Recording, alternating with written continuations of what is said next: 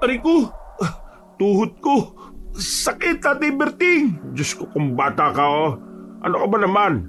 Ang liwanag ng paligid, oh. At saka, wala ka namang nakakasalubong, ah. Ikaw talaga, Andoy, kahit kailan, napakalampa mo. Hindi nga ako nahuhulog sa hagdan na yan, eh. Sa susunod, mag-iingat ka kasi. Opo, Inay. Pasensya na po kayo, ah. Pinagpalang araw po, Kabanong. Tawagin niyo na lang po kong Andoy. Hindi ko tunay na pangalan. Ang kwentong ibabahagi ko ay nangyari sa akin noong binata pa ako at nang nabubuhay pa sina Tatay Berting at Nanay Pinang. Dahil madalas akong natutumba o nahuhulog, halos lampa na ang itawag sa akin ng mga tao. Maging ako'y hindi ko alam kung bakit napakahina ng tuhod ko. Pero merong pangyayari na masasabi kong nagbago sa takbo ng buhay ko. Pati na ang pagtrato sa akin ng mga tao. Kabanong, mga kabangers at mga kayanggaw, ito ang aking kwento. Bago nga pala magsimula ang ating kwento, sana'y mapindot nyo muna ang subscribe button at ang notification bell para lagi kayong nanonotify pag may bago tayong mga kwento. Pakibisita at pakisuportahan na rin ang iba pa nating mga channel. Ang Pamela Clamil Channel at ang Kabanong version 2.0. Kung wala sa mga nabanggit ko ang channel na mapapakinggan nyo na nagnanarita ko, yung channel na yon ay malamang ninakaw ang ating mga audio recordings. Huwag po nating suportahan.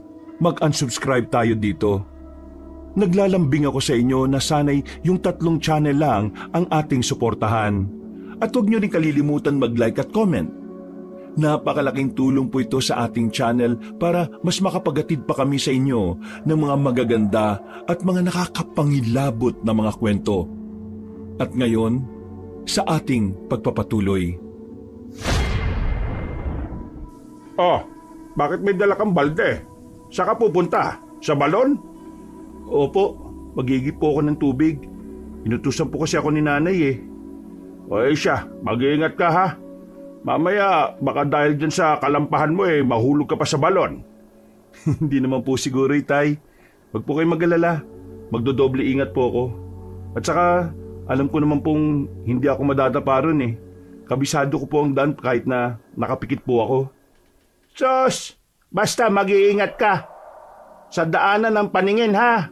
Huwag sa kung saan-saan o kung kanino. Opo, Inay. O sige po, aalis na po ako para makabalik ako kaagad. O ikat, Andoy. Teka, sabay na pala tayo.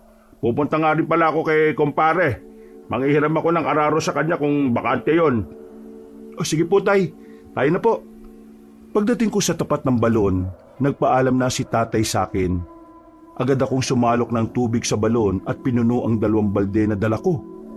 Pagkatapos noon, pareho kong binitbit ang balde saka nagsimulang maglakad pa uwi. Nasa kalagitnaan ako ng paglalakad ko nang bigla akong mahatisod.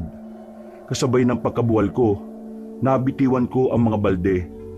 Tatayo na sana ako nang sa hindi ko inaasahan ay may isang batang tumakbo palapit sa akin habang tumatawa.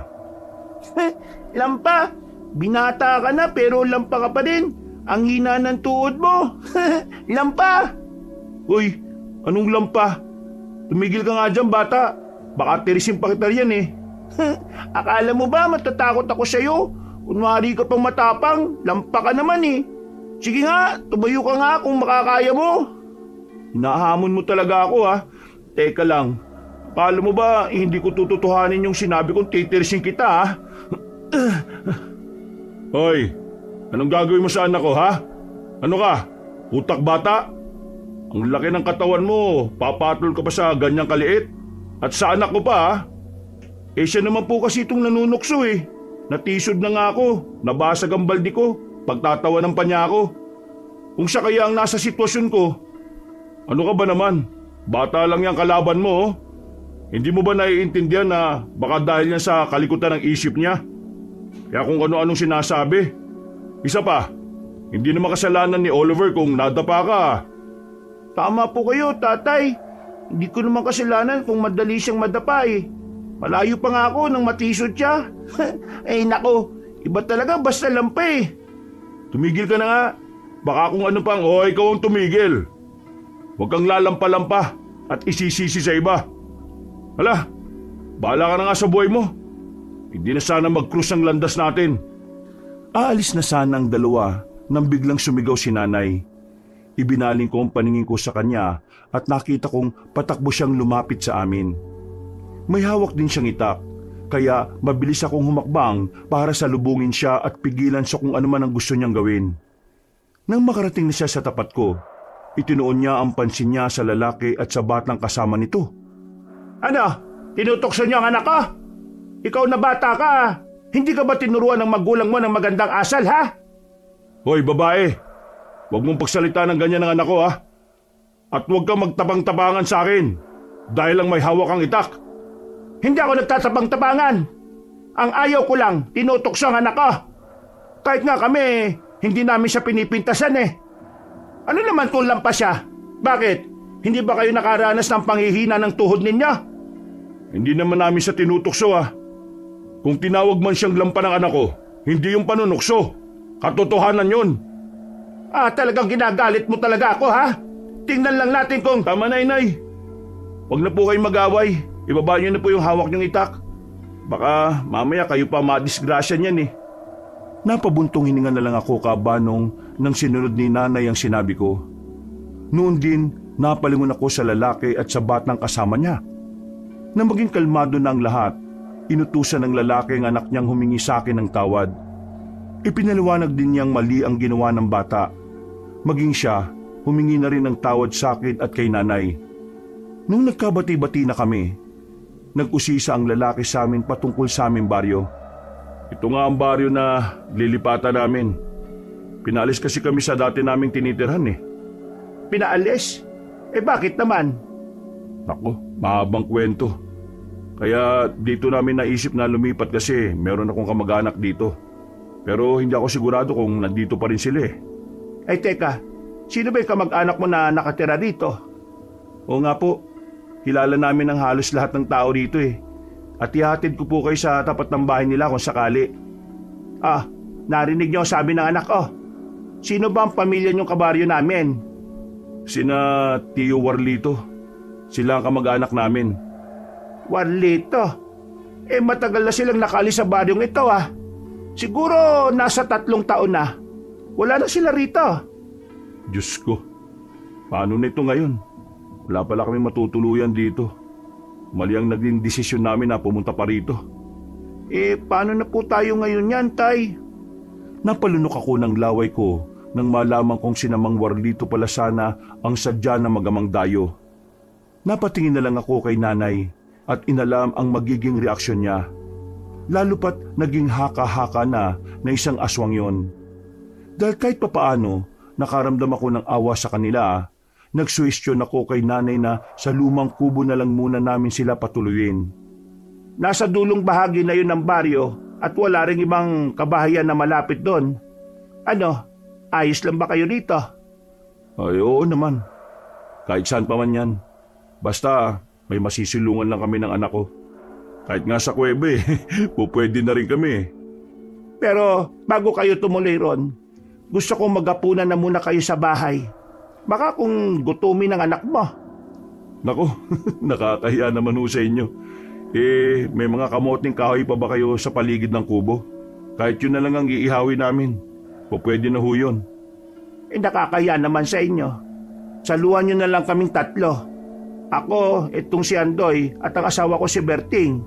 Ay siya nga pala, ako si Pinang. Ako naman ho si Patricio. At itong anak kong si Oliver. Ano, sasama na ba kayo sa amin? Wag na ho. Ayos na kami sa kamoting kahoy. Kung meron kayong saging dun, kung po pwede, manghihingi na rin kami. Hindi na nagawang pilitin ni nanay si Namang Patricio. Pumayag na lang siya sa gusto ng magamang dayo. Itinuro na rin namin kung saan bandang naroroon ang saging na pwedeng anihin para meron silang pandagdag na pagkain. Dinala ni nanay pauwi ang mga basag na balde. Inutusan naman niya akong samahan na magama. Kaya sinunod ko yun. Pagdating naming 3 sa tapat ng lumang kubo, ito po yung kubo namin. Pasensya na po kayo ha. Pero malinis po yan sa loob. Diyan kasi kami nagpapahinga kapag pumupunta kami rito. Salamat Andoy. Pasensya ka na kanina ha. Ito kasi si Oliver napaka-alaskador Pasensya na po kayo Kuya Andoy. Nadala lang po kasi ako kanina. Kitang-kita ko kasi kung paano kayo nabuwal Basta anak, huwag mo nang uulitin yon ha. Hindi lang kay Kuya Andoy mo, pati na rin sa ibang tao. Masama yun Oliver. Alam mo na pati ako mali rin. Dahil sa halip na sitahin kita kinonsinti pa kita. Ang importante po Mang Patricio, may natutunan po si Oliver. Tsaka kalimutan na po natin yung nangyari. Teka, ang saging na saba po pala. Nandyan lang sa unahan. Kayo na lang po ang bahalang kumuha huwag ka mag-alala Andoy. Kami nang bahala rito. Sige po bukas. Pupunta kami rito para makapag-usap naman po tayong lahat. Magpahinga na po kayo rito May gasera rin po dyan sa loob. Sige. May dala naman akong posporo rito Salamat Nagpaalam na ako kina Mang Patricio Cabanong. Nang nagsimula na akong maglakad pauwi, binuksan na rin nila ang kubo saka pumasok doon. Habang pauwi ako, naisip ko ang patungkol sa Magamang Dayo. Nakaramdam ako ng kakaibang kaba nang maalala kong kapamilya pala nila si Mang Warlito. Pagdating ko sa bahay, narinig ko ang boses ni nanay at tatay na nag-uusap. Dahil doon, sa halip na pumasok sa sala, nagpa siya akong umikot para doon sa kusina dumaan. Ewan ko nga ba kung bakit naging ganyan si Andoy Habang tumatanda siya, parang mas nagiging lampalalo. Oo nga, Berting. Lahat naman ng masusustansyang pagkain pinapakain natin sa kanya simula nung bata pa siya. Ewan ko na ba kung ano nang mali sa kanya? Ay nako, kung hinayaan mo lang sana ako na isama siya sa mga lakad ko nung bata pa siya baka naging mas matibay ang tuhod niya. Ikaw kasi ginawa mong babae ang anak natin. Bakit mo ba ako sisisihin?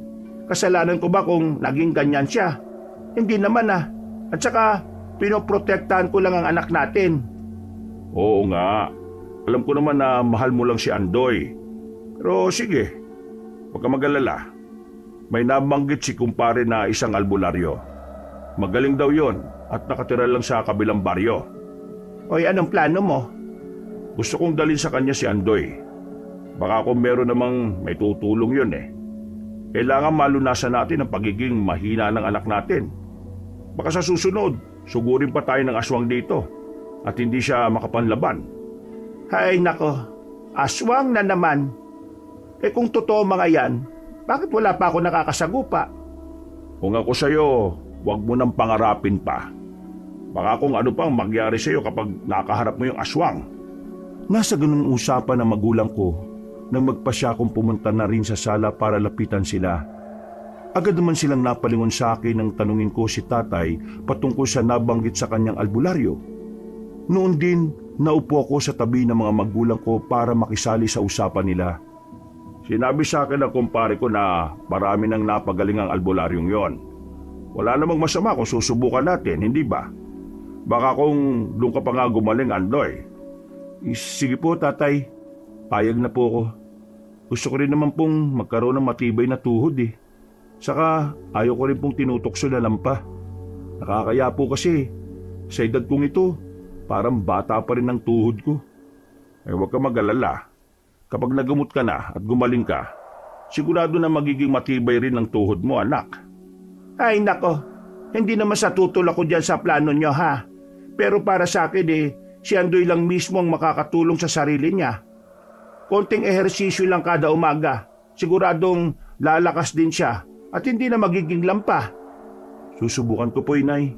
Pero magpapatingin po ako sa albularyo Baka po kasi kung kinukulam na ako kaya nagiging ganito ako Ay nako, ikaw talaga Andoy Kung ano-ano na iniisip mo Sige na, sa mga susunod na araw pupunta tayo sa albularyo. Aalamin natin kung ano ang kalagayan mo at kung ano ba ang posibleng lunas. Maraming salamat po, Itay. Ay walang anuman. O sige, magpahinga ka na. Tatawagin ka na lang namin kung luto na ang hapunan natin. Naikwento na kasi ng nanay mo ang buong nangyari Sige na anak, magpahinga ka na lang muna ron. Napatango ko kay nanay. minabuti kong pumasok sa kwarto at mahiga na muna. Habang nasa ganong sitwasyon, napangiti ako dahil nagkaroon ako ng pag-asa. Maging ako man, hindi ko ginustong maging lampa, lalo pat binata na ako. Dahil sa kakaisip ko, tuluyan na ako nakatulog. Nagising na lamang ako nang tawagin ako ni nanay para maghapunan. Habang kumakain, napagkwentuhan namin ang mag-amang dayo. Pati na ang kabaryo namin pupuntahan sana nila. Baka kung mababait naman sila Saka baka hindi rin nila alam ang patungkol kay Mang Warlito. Baka nga, Berting. Isa pa, hindi naman napatunayang aswang ang matandang yun, hindi ba?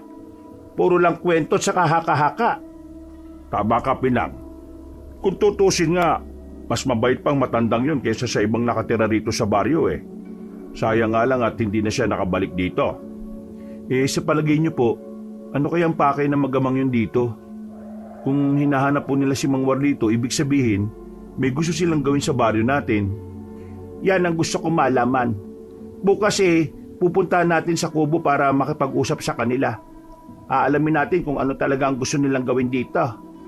At kung bakit po itinaboy sila sa dati nilang baryo. Malalaman din natin yan. Sa ngayon tapusin na muna natin ang pagkain at nang makapagpahinga na tayo. Ay sige na.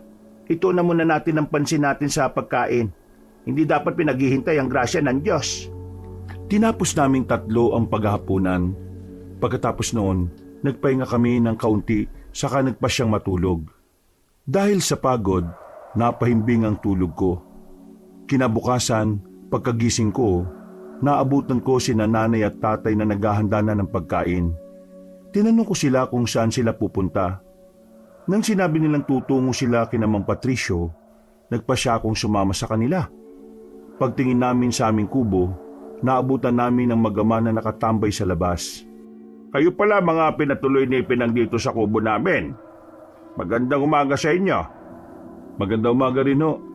Oo pasensya na kayo sa abala ha. Wala kasi kaming ibang matutuluyan. Huwag kayong mag-alala.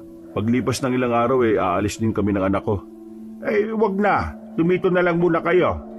Wala namang tumatao rito sa kubo Saka naikwento na rin ni Pinang ang patungkol sa inyo. Patricio, bakit ba kayo pinaalis sa baryo ninyo? Ano ba ang naging kasalanan ninyo? Si Pinang ang ibig niyang sabihin bakit kayo umalis sa dati niyong baryo? Kung tutusin, mukha naman na kayong mabait Saka kawawang anak mo dahil sa ginawa nila. Mahabang istoryo Pero sige, ganito kasi yun. Merong sumalakay sa baryo namin at saka sa Mampalad, kasama ang asawa ko sa mga napatay nila. Teka po, sinong sila po ang tinutukoy niyo, Mang Patricio? Mga aswang. Muli silang umatake sa baryo namin pagkalipas ng halos isang dekada. Talagang napakahayop na mga aswang na yan Halos hindi na sila maubos at napakabilis nilang dumami. Huwag lang sanang dumating ang araw na pati rito sa baryo manlalasa na rin ang mga yan. Oo nga Pero kung darating man ang araw na yan, hindi ako papayag na may masaktan sa kahit na sino man sa atin. Basta kung kailangan nyo ng tulong, nandito lang kami. O kung sakali man na aalis na kami ng anak ko, ipapaalam ko rin kagad sa inyo kung saan kami pupunta. Abay, maraming salamat naman, Patricio. Nagpatuloy ang naging pag-uusap namin hanggang sa malapit ng mananghalian. Nagpaalam na kami kina Mang Patricio at sinabihan silang kainin ng dala naming pagkain. Pagdating namin sa bahay, kumain agad kami at pinag-usapan ang patungkol sa mga sinabi ni Mang Patricio. Medyo duda si tatay sa kanyang mga ikinuwento, pero naawa siya kay Oliver. Dahil wala silang masisilungan kung sakali mang palisin namin sila. Baka nga sila pala ang totoong aswang Napansin ko kasi si Patricio parang hindi siya makatitig ng diretso sa akin. Baka po nahihiya lang sa inyo, Tay. Oo nga. At saka wala namang naging kababalagan dito sa atin simula kahapon nang dumating sila. Yun na nga. Ihintayin pa ba nating magkaroon ng milagrong nangyayari rito?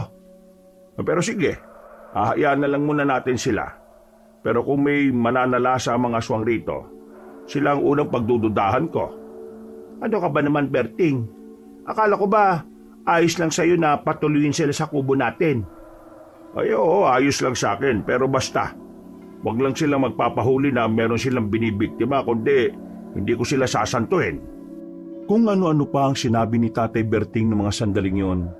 Kalaunan, para maibaling ang usapan, nag-usisa si Nanay kung kailan ako dadali ni Tatay sa albularyo. Ipinaliwanag naman ni Tatay na hindi ganun kadali, lalo pat may mga obligasyon din ang naturang manggagamot. Gayunpaman, nang lumaon, sinabi ni Tatay na susubukan namin puntahan ang albularyo kinabukasan. Pagkatapos kumain, nagpasya kami ni Tatay Berting na magpahinga muna sa labas. Sana hindi mangyari ang pinangangambahan ko. Ang may umataking aswang dito sa atin. Bakit naman po, Itay? Mukhang imposible naman pong may susugo dito sa atin eh. Wala silang mapapala rito sa baryo. Yan din ang iniisip ko. Ganun pa man, hindi dapat tayo makampante. Kung totoo man o hindi ang sinasabi ni Patricio, siguradong makakaapekto pa rin yun sa presensya ng mga aswang dito. Paano naman po niyo nasabi yan, Itay? Kung totoong inatake sila ng mga aswang at nakatakas sila, siguradong hahabulin sila ng mga yon. At kung sila mismo ang aswang, mag-aasik sila ng takot dito. Lalo pat wala pang gaanong nakakakilala sa kanila. Mas mabuti siguro kung magmamatsyag na lang po muna tayo sa paligid. Kahapon lang naman po sila nagpunta rito eh. Tama ka, anak. Pero wag ngayong gabi. Aalis pa tayo bukas para patingin sa albularyo yung kalagayan mo. Sige po. Sana nga merong gamot dito eh. Kung nga po ba kung bakit nangihina ang tuhod ko? Lalo na kung nagmamadali ako o nakakaramdam ng tensyon. Sige lang. Magiging matibay rin yan. Maghahanap tayo ng lunas dyan, Andoy. Maraming salamat po, Tay. Walang anuman, anak. Nanatili kami roon ni Tatay ng ilang oras hanggang sa pareho na kaming nakaramdam ng antok. Saktong pagkapasok namin sa bahay, nakalatag na ang mga banig nila ni Nanay. Pumasok na rin ako sa kwarto ko sa kami nabuting magpahinga na muna. Makaraan ng ilang minuto, tuluyan na rin akong nakaidlip. Kinabukasan, maaga kaming umalis ni Tatay para pumunta sa kabilang baryo. Hinanap namin ang bahay ng albularyo at sa kabutiang palad natagpuan din namin yon. Alam ko kung anong kaibigang dalawa rito. Ito kayo para hanapan ng lunas sa kalagayan ng binatang yan. Tama po kayo, Tandang Isabelo. Magagamot niyo po ba ako, Tandang Isabelo? Medyo nakakaya po kasi. Isipin po ninyo, sa edad kong ito, napakahina pa po ng tuhod ko. Halos araw-araw nadadapa po ako eh. Sandali, titignan natin sa pamamagitan ng tubig sa planggana kung ano ang naging sanhi ng pagiging ganyan mo. Sige po. Hindi. Mukhang wala ng lunas sa kalagayan mong yan. Pero hindi ko makita kung ano ang totoong rason. Parang may umaharang sa kakayahan ko. Ano pong ibig niyong sabihin, Tandang Isabelo? May mas malakas na kapangyarihang humaharang sa akin. Hindi ko malaman kung ano. Pero nararamdaman kong merong dapat gampanan ng binatang ito. Pero sa oras na gampanan niya yon, malalagay sa panganib ang mga mahal niya sa buhay. Ano pong tinutukoy niyo, Tandang Isabelo? May kung anong nakatanim dyan sa loob mo na kusang gagana kapag nasa panganib ka. Hindi ko lang masabi kung anong uri ng mutya ito. Pero mag-iingat ka. Kapag nagsimula ka ng makisawsaw sa gulo, kailangan mong tapusin ito. Dahil kapag hindi, mauubos kayong lahat. Ano pong klaseng pananalita yan, Tandang Isabelo? Tinatakot mo ba kami? Hindi mo nga masabi kung anong misyon ni Andoy eh. Hala, mas mabuti pang umuwi na kayo. Nararamdaman kong may panganib na paparating sa mga liblib na baryo. Maganda na lang kayo para mailigtas ang mga sarili ninyo. Dahil bigo kami ni Tatay na makahanap ng lunas, nagpasya na lang kaming umuwi. Pagdating sa barangay namin, sinabi namin kagad sa mga kalugar namin ang naging babala ni Tandang Isabelo. Nagkibit balikat na lang sila. Kaya sa halip na ipilit ang sinasabi ng albularyo, minabuti namin ni Tatay na umuwi na lang. Ikinuwento namin kay Nanay ang sinabi ni Tandang Isabelo, pero pati siya hindi naniniwala. Kapinaglalaroan lang kayo ng albularyong yan.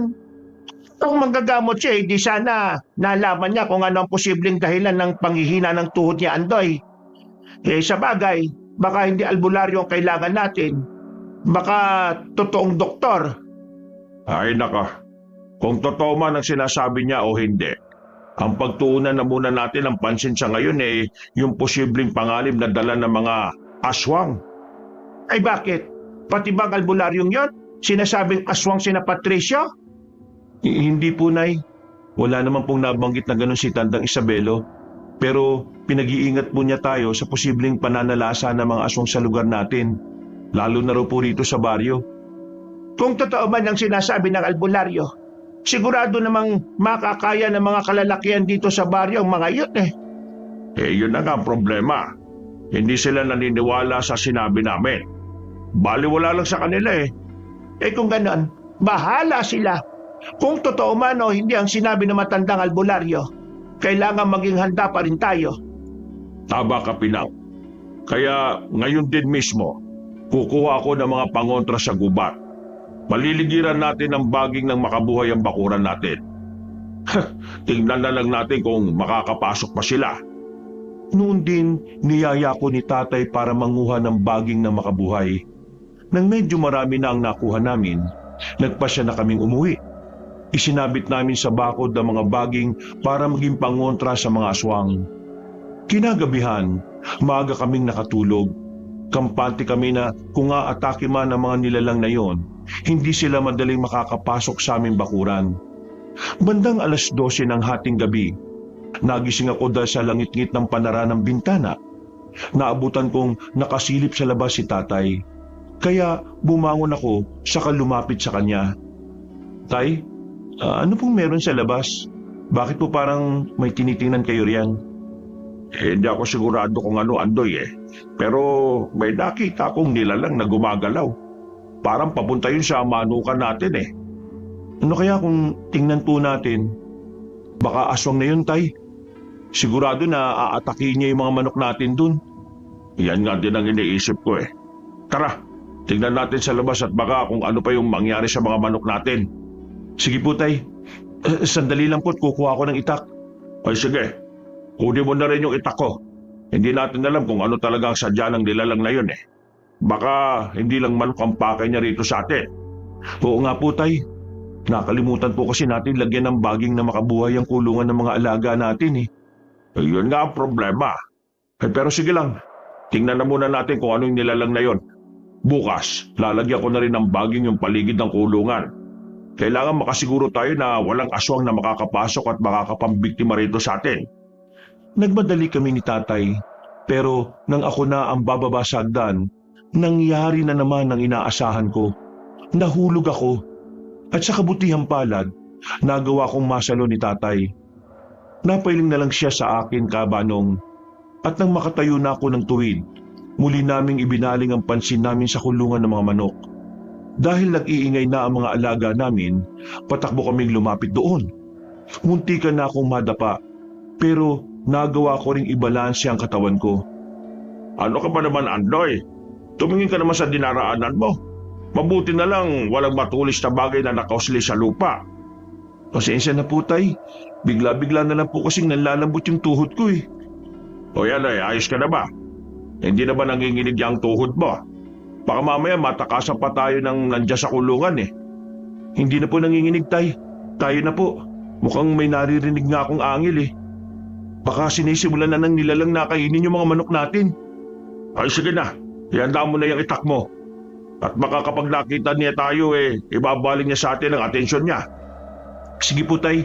Teka, naaninig ko na po yung nilalang na nasa loob ng kulungan ng manok natin. Anyong tao po siya, pero sobrang itim po ng balat. Aswang yan, anak. Talagang nakarating na ang mga hinayupak na yan dito. Lapitan natin ang kulungan ng manok. Huwag ka lang gagawa ng ingay at napakatalas pa naman ang pandaman nila. Opo, Tay. Masusunod po. Naging maingat kami ni tatay sa paglalakad hanggang sa makalapit kami sa kulungan ng manok. Nalaman namin na sinira niya ang pintong yun, kaya nakapasok siya. May ilang manok nang nakakawala. pero nakita naming 3 sa mga manok namin ang pinatay ng nilalang. Magpapasok na sana si tatay sa kulungan nang biglang napalingon sa amin ang nilalang. Inakala kong susugurin niya si tatay, pero sinira ng aswang ang kulungan at nagmamadaling tumakas. Anak, ang aswang! Nakatakas! Kailangan mahabol natin siya at mapatay! Babalik pa siya sa susunod at baka kung may iba pa siyang kasama. Sige po, tay. Doon po siya pupunta sa gubat. Habulin ko po siya. Sige, sasama na rin ako sa iyo. Kailangan madakip natin yon. Pero mag-iingat ka ha. Baka matapa ka na naman ng wala sa oras. Huwag po kayong mag-alala, tay. Hindi na rin naman po nanginginig ang tuhod ko eh. Hindi ako natatakot sa nilalang na yon. Kung kailangan labanan ko siya, gagawin ko. Basta kapag nahuli mo siya, sumigaw ka kagad para malapitan ko kayo. Ako papatay sa aswang na yon. Sige po, tay. Masusunod po. Mas nauna akong tumakbo kay tatay. Nang maaninag ko ang nilalang na malapit na makapasok sa kasukalan, mas binilisan ko pa ang pagtakbo ko. Nalaman kong mas mabilis akong makalapit sa kanya kung dadaan ako sa kanang bahagi, kaya lumihis ako ng landas na tinatahak. Mas lumakas pa ang kabog ng dibdib ko nang mapalingon sa akin ang nilalang at mapangisi. Nang malapit na ako sa aswang, napasigaw ako kay tatay. Itinaas ko na ang kamay kong may hawak na itak. Nang susugurin ko na sana ang nilalang, bigla ako natisod sa nakausling ugat ng puno. Sakto namang nakalapit na sa akin si tatay. Nasaan ang aswang? Sinabi ko naman kasi sa iyo mag-iingat ka eh. Sige na, tumayo ka na. Pasensya na po kayo, itay. Hindi ko po kasi nakitang may nakausling ugat ng puno eh. Isa pa po, bigla na naman pong nanghina ang tuhod ko. Ay teka, mukhang pumasok na po siya sa gubat.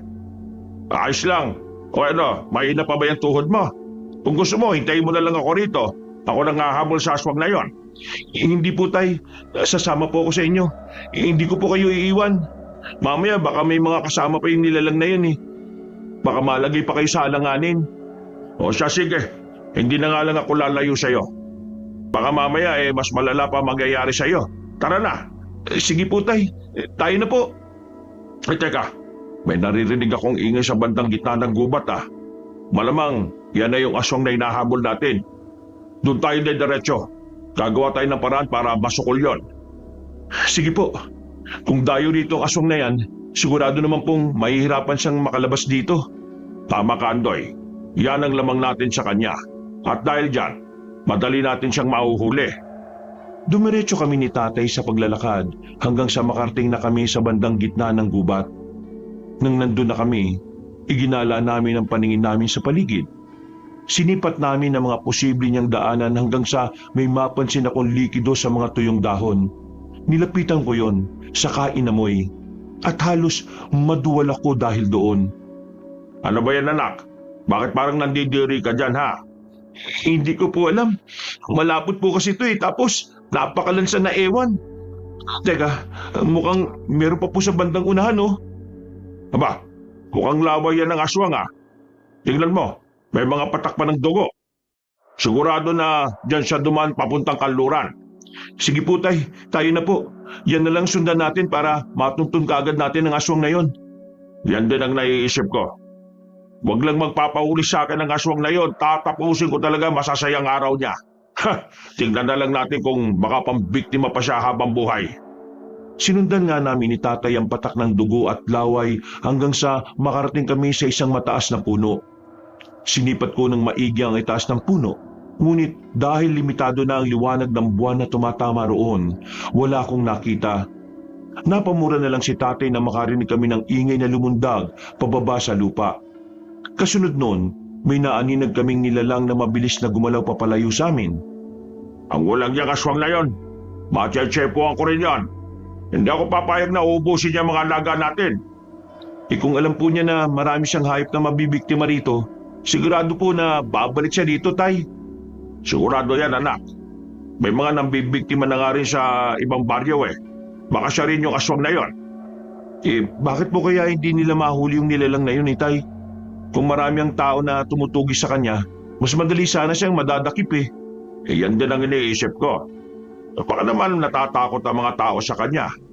Sa bagay, nagawa nga niya makatakas mula sa ating dalawa Kung hindi lang sana ako naging lampa, sana naabutan ko siya kanina. Walang yari naman kasi itong tuhod ko eh. Parang tuhod ng isang bata. Huwag mo lang sisihin ang sarili mo, anak. Wala ka namang kasalanan eh. Hayaan mo, makakahanap din tayo ng gamot dyan.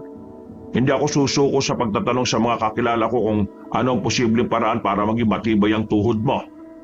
Maraming salamat po, Tay. Sana nga po malunasan na ito para hindi na po ako maging katawa-tawa sa baryo natin. Pati mga bata, parang hindi na ako ginagalang eh. Pagkalitan mo kasi. Huwag mo silang hayaan na hamakin ka lang nila ng ganun-ganun na lang. Kung gusto mo, pwede mo naman silang batukan eh. Huwag na po, Itay. Baka kung ano pang isipin nila. Umiiwas na nga lang ako sa kanila eh. Dahil nakatakas na ang aswang, nagpasya na kami ni Tatay na umuwi na lang. At habang naglalakad, napagkwentuhan namin ang mga naging karanasan ko simula pa noong bata pa lang ako. Napailing na lang siya nang malamang ilang beses din akong inaway ng mga kabaryo namin dahil sa pagiging lampa ko. Pagdating namin sa bahay, nagkasundo kaming ayusin na muna ang sira ng kulungan. Itay, sa palagay nyo, sino kayo yung aswang na nananalasa rito sa atin? Para po kasing alam niya ang bawat sulok ng baryo natin eh. At saka alam din niya kung kailan at saan siya aatake. Yan ang hindi ko rin alam, anak. Pero malakas ang kutob ko na kung hindi man si Mang Morlito ang aswang, baka yung bagong salta sa lugar na ito. Paano po mangyayari yun, Tay? Kung aswang si Mang Patricio, iiwanan po ba niyang mag-isa yung anak niya para lang mambiktima? Posible. Pero baka nga kung magkasama pa sila eh. Simula kasi nung makita ko yung lalaking yon, pakiramdam ko merong kakaiba sa kanya. Hindi ko lang talaga matukoy kung ano yon. Ano po ba yung binabalak niyo, Tay? Gusto ko sanang matyagan sila. Wala namang masama kung gusto natin sila makilala ng lubusan, hindi ba? Mangyayari lang yon kung hindi nila alam na nagmamatsyag tayo sa kanila.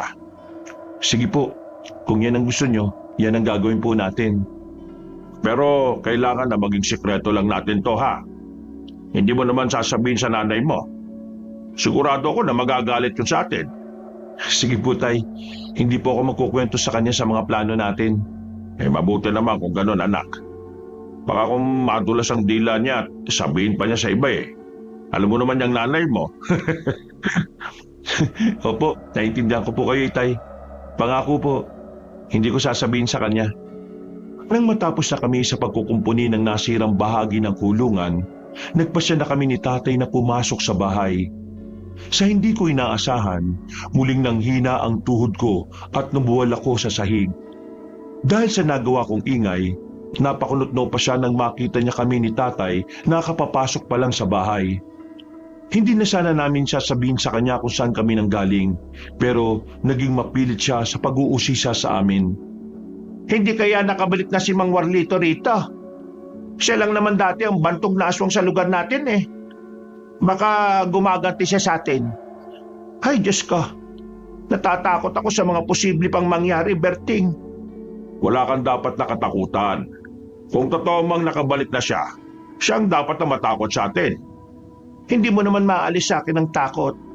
Alam mo naman na palagi akong nag-aalala sa kaligtasan ninyo. Wala kang dapat na ipag-alala. Makakaya namin labanan ng aswang na yon. Makakaya? Nakawala nga sa inyo yung aswang na pumasok sa kulungan ng manok natin eh. Hayaan mo na. Kapag naulit pa ang pangyayaring to, hindi na ako papayag na makakawala ulit yon. Ako din po, Itay. Masisiguraduhin ko na pong hindi ako matitiso o madadapa. Tungtuhod ko lang naman po ang problema eh. Tutukan mo kasi ang pag-eehersisyo para dyan sa tuhod mo. Kapag nasanay na yan, magiging matibay na rin yan. Alam mo, Pinang, pati nga yung albularyo halos wala rin alam patungkol dyan sa tuhod ng anak mo na yan eh. Tayo pa kaya? Ay siya, tama na munang kwentuhan. Malalim na ang gabi. At hindi na rin siguro babalik ngayon yung nilalang na yon. Kaya matulog na muna tayo. O siya, sige. Andoy, matulog ka na at maaga pa tayong gigising, ha? Simula bukas mag-eehersisyo ka na. Tututukan na rin natin ang pag-aaral mo ng pakikipaglaban sa mga nilalang na yon. Sige po, Itay. Natulog na nga ako pagkatapos kong sumagot kay Tatay. Kinabukasan, maaga kaming nagising. Pinag-ehersisyo niya ako at tinuruan kung paano makipaglaban. Naging ganun ang gawain namin ni tatay bago kami pumunta sa bukid. Kahit papaano, napansin kong naging matibay na rin ang tuhod ko at hindi na ako kadalasang nadadapa. May ilang bata pa rin nangungutya sa akin pero gaya ng dati, hindi ko na sila pinapatulan. Isang umaga, Ganyan nga anak. Mas naging mahusay ka na kaysa sa nung unang araw ng pagsasanay mo. Napansin ko rin na naging mas matibay na ang tuhod mo. Hindi ka na nadadapa palagi. oo nga po tay. Saka kahit papaano, mas nadagdagan po yung kumpiyansa ko sa sarili ko. Sigurado po na hindi na rin ako tutuksoy ng mga kabaryo natin. Nakakatiyak ako anak. Baka nga kung hahanga pa sila sa iyo eh. Ngayon, handa ka na makipaglaban sa mga aswang. Ipagdasal na lang natin na sana hindi na maging mahina yung tuhod mo kapag nasa panganib na tayo. Hanggang ngayon nga po, yan pa din ang naiisip ko eh. Paano na lang kung humina na naman ang tuhod ko kapag nasa gitna na tayo ng laban? Hindi natin alam kung manghihina pa yan o hindi. Malalaman na lang natin yan kapag muli nating makaharap ang aswang na yon. Tinapos ko ang pag-iinsayo ko saka sumama na kay tatay papunta sa bukid para tulungan siya. Nang matapos na kami sa gawain namin doon, nagpasya na kaming umuwi. Subalit sa halip na dumiretso sa bahay, sinabi ni tatay na pumunta kami sa lumang kubo namin kung saan nananatili ang dayong magama. Nung naroon na kami, minabuti namin na magtago na lang upang matyagan sila. Sakto namang nagkukwentuhan silang magama, kaya nakinig kami ni tatay. May mga naririnig akong ingay kagabi sa paligid eh. Kung hindi ako nagkakamali, aswang yon. Ano pong gagawin natin, tay? Mukhang hindi na tayo ligtas sa lugar na to. Hindi tayo dapat umalis. Meron akong misyon dito. Saka na lang tayo lilipat kapag natapos ko na ang misyon ko. Kailangan ko munang tapusin yon para maging panatag na ang loob ko. Kayo pong bahala. Kaso, paano kung tao ang pagbintangan nilang nananalasa rito? Baka po kung yun ang isipin nila eh. Huwag mo nang alalahanin yun, anak. Bahala sila kung ano man ang isipin nila. Basta, huwag ka lang nilang sasaktan. Ibang usapan na yon. Oo nga po. Pero mukhang wala rin naman pong ibang tao na nakakapunta dito eh. Ligtas naman po tayo dito, tay. Yan din ang naiisip ko. Mas ligtas tayo rito kaysa sa naunang baryo kung saan tayo nagpunta. Napatitig na lang ako kay tatay. Na mga sandaling yon, dahil hindi na namin gaanong naririnig ang usapan ni Mang Patricio at Oliver, nagpasya kami ni tatay na mas lumapit pa ron. Pero sa hindi inaasahan, bigla na naman akong nadapa kabanong. Nakagawa ako ng ingay kaya kinabahan ako. Napalingon na lang ako nang makita kong papalapit na ang mag-ama sa amin. Lampad talaga oh. Wala pa rin siyang pinagbago, tay. Para po talagang bata si Kuya Andoy. Hoy, Oliver, tumigil ka ha. Masama yung ginagawa mo. Hindi mo dapat pinagtatawanan ng ibang tao dahil sa kanilang sitwasyon. Paano na lang kung ikaw naman ang nasa sitwasyon nila? Ha? Pasensya na po, tay. Hindi ko na po ulitin. Abay dapat lang. Nakakaya sa kanila oh. Pinapatuloy na nila tayo rito pero ito pa yung gaganti natin. Sige, humingi ka ng tawad kay Andoy. Sige po, tay. Kuya Andoy, pasensya na po ah. Hindi ko po kasi napigilan ng sarili ko eh. Ayos lang, Oliver. Kasalanan ko rin naman kung bakit lalampalampa ako palagi eh. Mang Berting, nandito pala kayo. Ano bang kailangan nyo? Papaalisin nyo na po ba kami rito? Hindi, Patricio. Nandito lang kami para bisitahin kayo. Hindi rin kasi kayo gumagala eh. Pumunta rin kayo minsan sa bahay namin. Hayaan nyo. Kapag nakabuelo kami, gagala kami ron. Naninibago pa kasi kami rito sa baryo nyo eh. O siya, aalis na rin kami. Siniguro lang din kasi namin na maayos sa kalagayan nyo rito. Huwag po kayo magalala. Maayos lang ang lagay namin dito. At kung sakali man na kailangan namin ng tulong, pupunta kami sa inyo. Mabuti pa nga. Basta kahit na anong oras pumunta lang kayo sa bahay ha. Bukas lagi ang tirahan namin para sa inyo. Nang mga panahong yon, kabanong, nagpaalam na kami ni tatay sa dayong magama. Bago kami tuluyang umalis, iginala pa namin ang paningin namin sa paligid. Nang wala kaming napansing kakaiba, tuluyan na kaming umalis doon at nagsimulang maglakad pauwi sa bahay namin. Wala ka bang napapansin kay Patricio? Bakit po, Tay? Napansin ko kasi parang balisa siya. Hindi ko po alam kung may tinatago pa siya o hindi lang siya kampante na naroon tayo. Yan nga din ang napansin ko, anak. Pakiramdam ko may kung ano silang tinatago na ayaw nilang malaman natin. Ano kaya yun? Ay, siya nga pala. Pasensya na po pala kayo, Tay, ah. Kung hindi po dahil sa akin hindi po sana tayo mahuhuli. Ya mo na. Tapos na yun Sa ngayon, umuwi na lang muna tayo at nang makapagpahinga. Babalik pa po ba tayo sa bukid natin? Sa ngayon, hindi na. Bukas na lang kung magiging maganda panahon. Isa pa, parang kabilugan ng buwan mamaya Kinakailangan nating magbantay sa paligid. Sige po. Baka po kasi kung haatake ulit yung aswang na yun Tama ka, anak. Hindi natin nahayaan na mabawasan nila ulit yung manok natin. Kapag umatake siya mamaya, kailangan na natin siyang mahuli. Hindi lang tayo ang peperwiswin yan kung sakali. Oo nga po, Tay. Hayaan nyo, hindi ako matutulog mamaya. Makikiramdam ako sa paligid. Hindi lang natin pakikiramdaman ang paligid. Mas maigi kung rumonda na muna tayo para masiguro natin ang kaligtasan natin at ang ating mga alaga. Opo, sige po, Tay. Pagka-uwi namin ni Tatay, kumain kami ng pananghalian saka nagpahinga na muna kami. Kinahaponan, tumulong kami kay Nanay sa mga gawaing bahay. Hanggang sa matapos yun. Dahil sa pagod namin, nagpasya kaming tumambay na muna sa labas ng bahay. Nasa kalagitnaan kami ng pagkukwentuhan nang mapadaan ng isang kabaryo namin at nagkwento patungkol sa nangyari sa mga alagang bibi niya. Nagbigay lang siya ng babala. Agad din siyang umuwi. Kung sino man ang aswang na nananalasa rito o kung may mga kasamaan pa siya, talagang napakahayop nila. Baka sa susunod, mga tao na ang bibiktimahin nila. Yan nga rin ang inaalala ko simula pa noong una Paano na lang kung pati tayo mga tao na naman ang pagdiskitahan nila? Abay, subukan lang nila. Mahinala na ako kung sino ang aswang Huwag lang siyang magpapahuli dahil pagbabayaran niya yung mga ginawa niya sa mga manok natin. Sino po, Tay? Basta, di ko na muna sasabihin. Kailangan mapatunayan ko muna ang hinala ko. Huhulihin ko siya sa akto para hindi na makapalagpa. Sige po. Nakahanda naman po akong tumulong sa inyo kung sakali. Huwag mong sabihin na ang mga dayong yun ang pinaghihinalaan mo.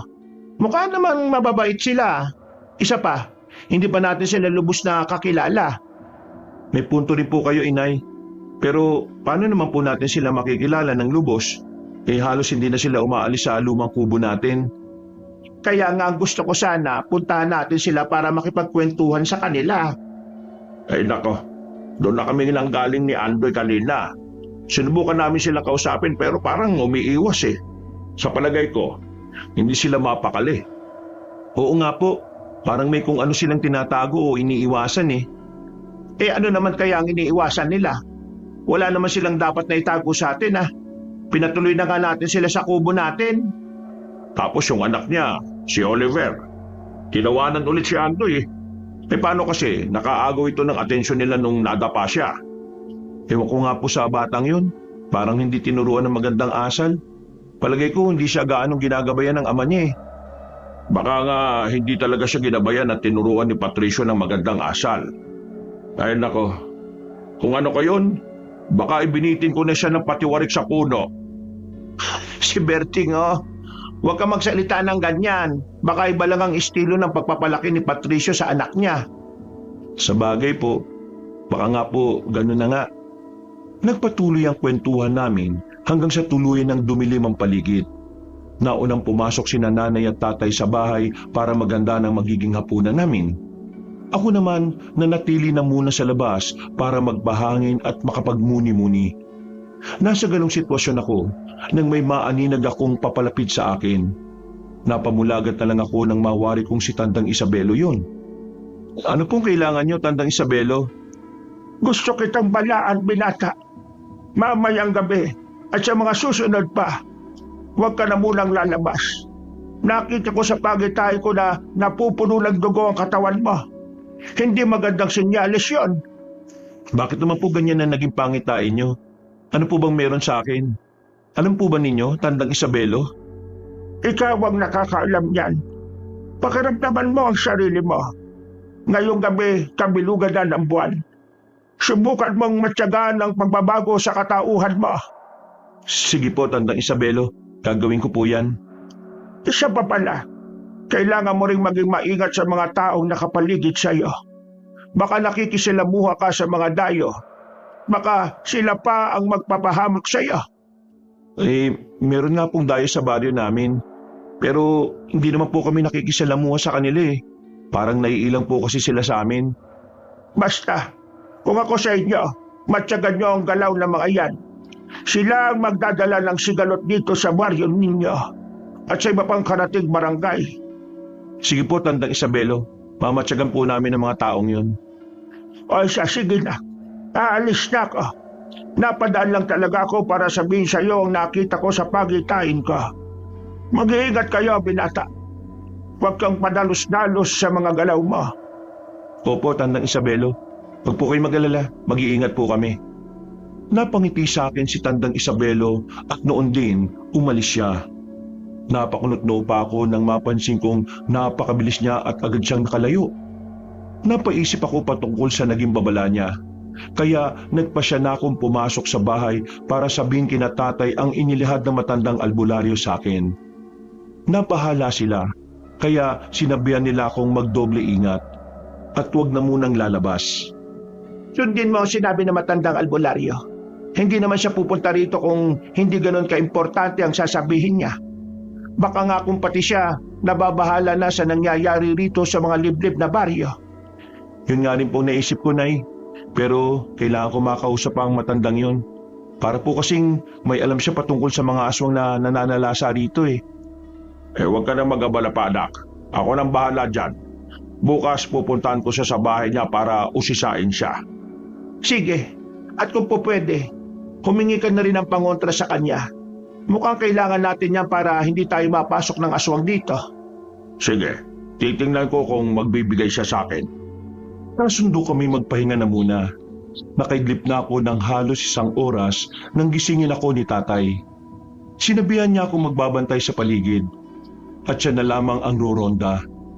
Nalaman ko rin na may mga narinig siyang ingay at kinutuban siyang baka may aswang sa paligid. Hindi ako sang-ayon sa kagustuhan niyang magpaiwan ako sa bahay kaya nagpumilit akong sumama kay Tatay Berting. Mas mabuti kung dito ko na lang sana sa bahay. Kailangan din ng nanay mo na kasama dito eh. Hindi natin alam kung may aswang na aatake o wala. Pero mas delikado po sa labas, Tay. Sasamahan ko na lang po kayo. Mas kailangan niyo ng tulong ko kung sakali man na palagay kayo sa alanganin. Ay sige, kung yan ang gusto mo, pumapayag na ako. Siguraduhin lang natin na hindi mapapasok ng aswang ang bahay. Baka kung ano pa ang gawin nila sa nanay mo eh. Opo, sige po, Tay. Isinara namin ng mabuti ang bintana saka nagmamadaling kumuha ng itak. Dahil maliwanag ang buwan at hindi naman masukal ang daanan, minabuti naming huwag nang magdala ng gasera. Pagkalabas namin sa bahay, isinara namin ng maigi ang pinto. Nang nagsimula na kami maglakad, may narinig kaming sigaw sa hindi kalayuan. Boses yun ng isang matanda, kaya agad naming naisip ni tatay na baka may kung anong nangyari sa kanya. Andoy, mukhang ang matandang nakatira malapit sa burol yun ah. Parang doon nanggagaling ang sigaw eh. Oo nga po, itay. Baka po doon sa bahay niya sumugod yung mga aswang. Kailangan mapuntahan po natin siya at matulungan. Tama ka, Andoy. Kung nagsisimula na silang mambiktima rito, sigurado na magiging sunod-sunod na yon kung walang pipigil sa kanila. Kung ganun po, kailangan natin pigilan na masama nila binabalak dito sa baryo. Ang kaso, hindi natin alam kung sino talaga ang mga aswang eh, at kung sino ang pinuno nila. Yan din ang iniisip ko, Andoy. Pero alam kong hindi magtatagal, malalaman din natin ang totoo. Malakas ang kutob kong may kinalaman sila Patricio rito. Nagsimula lang naman ulit ang pangyayari ito nung dumating sila eh. Alam po ninyo, parang unti-unti na rin po ako nakukumbinsi sa ideyang yan. Ang kaso, hindi po natin sila naaaktuhan eh. Huwag ka mag-alala. Pagkatapos ng gabing ito, roronda tayo sa paligid nila. Aalamin natin kung ano ginagawa nila kapag sumasapit na ang dilim. Sige po, Itay. Nagpatuloy kami sa paglalakad hanggang sa matanaw na namin ang kubo na matandang nakatira sa paanan ng bundok. Hanggang sa matanaw na namin ang kubo na matandang nakatira sa paanan ng burol. Sinipat namin ang direksyon yon hanggang sa may napansin kaming gumagalaw.